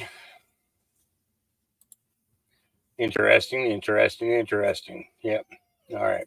Got time for a couple more, and then I've got to get outside and get some work done. We've been at this for almost 3 hours now. All right. This is insane. Sarah Hernandez says we can book you a ticket to travel anywhere outside New York City. This whole entire area was filled with migrants back here, and as soon as we started filming, they're now moving them all inside because they don't want us to see what's going on in New York City. Now, I want to highlight these signs as well. They say, did you know we can book your ticket to travel anywhere outside New York City? No need to wait in line. Just tell the front door staff you'd like to get a travel ticket. Now, this is in 1, 2, 3, 4, 5, 6, 7, 8 different languages up there. So you have multiple people from multiple countries being offered free tickets out of New York City. And again, this whole area was just filled with migrants. But as soon as we got here and we started trying to speak to them, they're all gone now. This whole entire area was filled. Yeah. Who's ready for more of President Trump? Aren't we all? Aren't we all? Shipwreck. There are bad journalists, and then there's under these news. I have no idea. This is going to hurt, guys. I think this is going to hurt. I don't know. When have you ever seen a Marine take parade rest like this? You haven't, because they don't. But last night at Mar-a-Lago, 4 people dressed in Marine uniforms posed for pictures with guests at a political fundraiser benefiting Donald Trump. Now, you're about to see this picture just about everywhere, because if they are active duty Marines, then they are in violation of the Military Act that bans active duty members from appearing at political events in uniform. And that does include color guard. Color guard is not allowed to appear at a political fundraiser for anyone at any time while they are active duty. They don't wear this uniform They also don't smirk in pictures, tilt their head, and at a minimum, there should be an American flag pin above his left breast pocket. You would never see a Marine take parade rest in this position. And Marines do not carry guns when providing ceremonial services as a sign of peace. So, I don't know. You tell me, do you think those are real Marines? She is a journalist. She also has 3.1 million followers just on TikTok. I do applaud her for taking the video down, but at this point, the damage has already been done. Now, as many of you know, I was a Sergeant Major of the Marine Corps, and one of my Marines when I was at 111 is in this picture. And he actually called me the day before yesterday. And he's pretty down about the fact that he's doing his job and he's getting drugged through the mud by people who have no idea what they're talking about. And as a journalist, she and anybody else who doesn't know what they're talking about should say things like, I don't know. But what we shouldn't do is make a video, and it definitely goes viral, basically saying this is stolen valor and a bunch of other things. Number one, this was not a political fundraiser. Number two, every color guard that Marines do like this has got to be authorized through Comstrat and the Marine Corps. They were told to be here. Why? Because we don't want to send a Marine color guard to go do something they're not supposed to do. Because this is what would happen. They do wear this uniform, and it is customary for them not to wear ribbons and medals or ribbons and badges. I'm not sure where we got the fact that Marines can't smile in pictures, but they do it all the time. And yes, you can have a tilt in your cap. The American flag pin above the left breast pocket, I've never heard that in my life, but that's not a thing. They absolutely do take parade rest as a color guard in this position, and they do carry rifles because they are actually the color guard. They're guarding the colors. This is the organizational color bearer. This is the color sergeant, and these two are the color guards. I know this has already been covered and debunked by a bunch of people, but when I get a call from one of my Marines, I'm going to address it. And it's obvious that you hate Donald Trump. That's okay. But to drag some United States Marines through the mud just because of that, anybody who had a hand in anything like this, they should be making videos, issuing apologies. What do you guys think? Let me know in the comments. I agree. Shouldn't talk about what you don't know about. You were obviously never a Marine, so you don't know squat. You know, that's why I get a kick out of listening to people say, "Oh, you know, guys in the military, I know more than they know." Yeah, I bet you do. What'd you do? Read a couple of Tom Clancy books or something? You know? Yeah. All right. Echo X is going to be our last one of the day. U.S. debt clock right side up, fiat side down. Who agrees with me? Let's take a listen. This is the most recent secret image from the USDebtClock.org X account. Today's date is April 17th, 2024. And as you can see, they gave us this image. In this image right here, they just told us how we're going to flip that switch by tapping into Fort Knox reserves. This is a photo of America's gold reserves in Fort Knox, Kentucky. It's the most famous gold reserve and holds the majority of America's gold. But how much money do we actually have in gold? The United States used to have a dollar that was backed by gold, but we don't and haven't since the 70s. So how much gold does the US actually have? And how much gold is actually in Fort Knox? Well, the three main gold storage depots is in Denver, Fort Knox, and West Point. And we can see that by far and away, Fort Knox has the most amount by 3 times as much. And this is in troy ounces. It got cut off at the top. The total is only slightly more because it's also in circulation and doing other things. But how much is this, or rather this, in money? How much is this? Well, it's actually only about $11 billion in 2021 money. And so it's actually not that much money. I mean, it's definitely a lot of money if someone wants to give that to me. But like, you know, Fort Knox, you think, oh, it's got to have all the money that the United States must have, but it actually doesn't. It's really small when you consider the fact that there's about $2 trillion in circulation as physical dollar bills. Yep, he's right. There's not enough fiat currency in circulation. That's why we have to put the fiat side down. Calculate. We, the people. Money is binary code. Art of war. This is a long movie. Yes, it is. Hollywood, stay tuned because Judgment Day is coming, y'all. As we make our way to the new U.S. Treasury, which is Fort Knox, because that will bring us right side up. Calculate. Skull and Bones. The Simpsons. You know that they be telling the future. Bring back greatness. XRP boom. Big announcement. Cash becomes mark of beast. Yes, it does. Stellar XLM. Great awakening. Stock market. Heaven on earth. Financial reset. Equilibrium.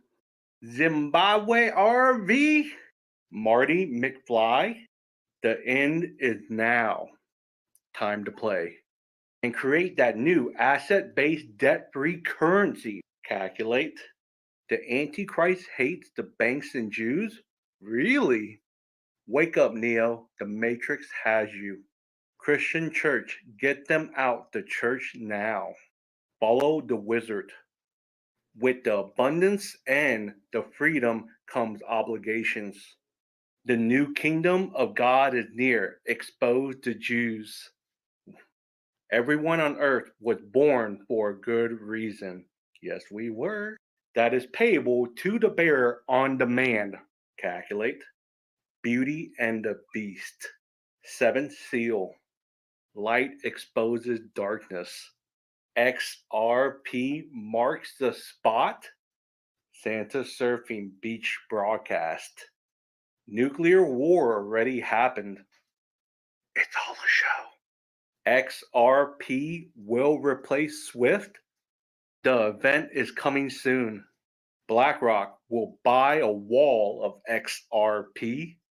The mission has always been save the children.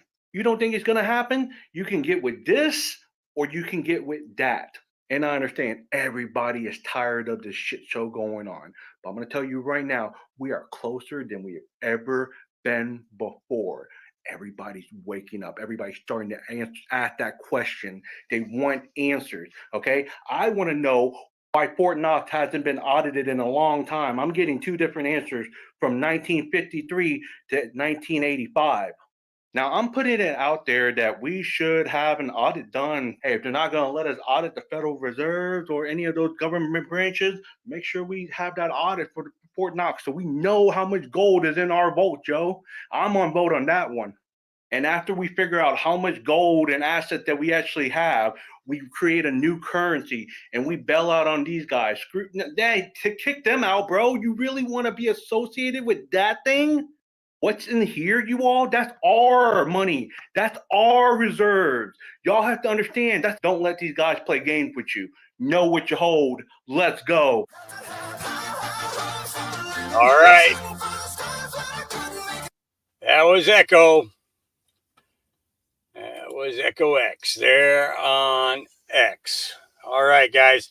That's going to be it for me today. I know. It's a short show, but I got a lot of things I got to get done while the weather is good. All right. So you guys have a great day. Remember, God loves you. Jesus loves you. I love you. I'll see you again tomorrow. Peace.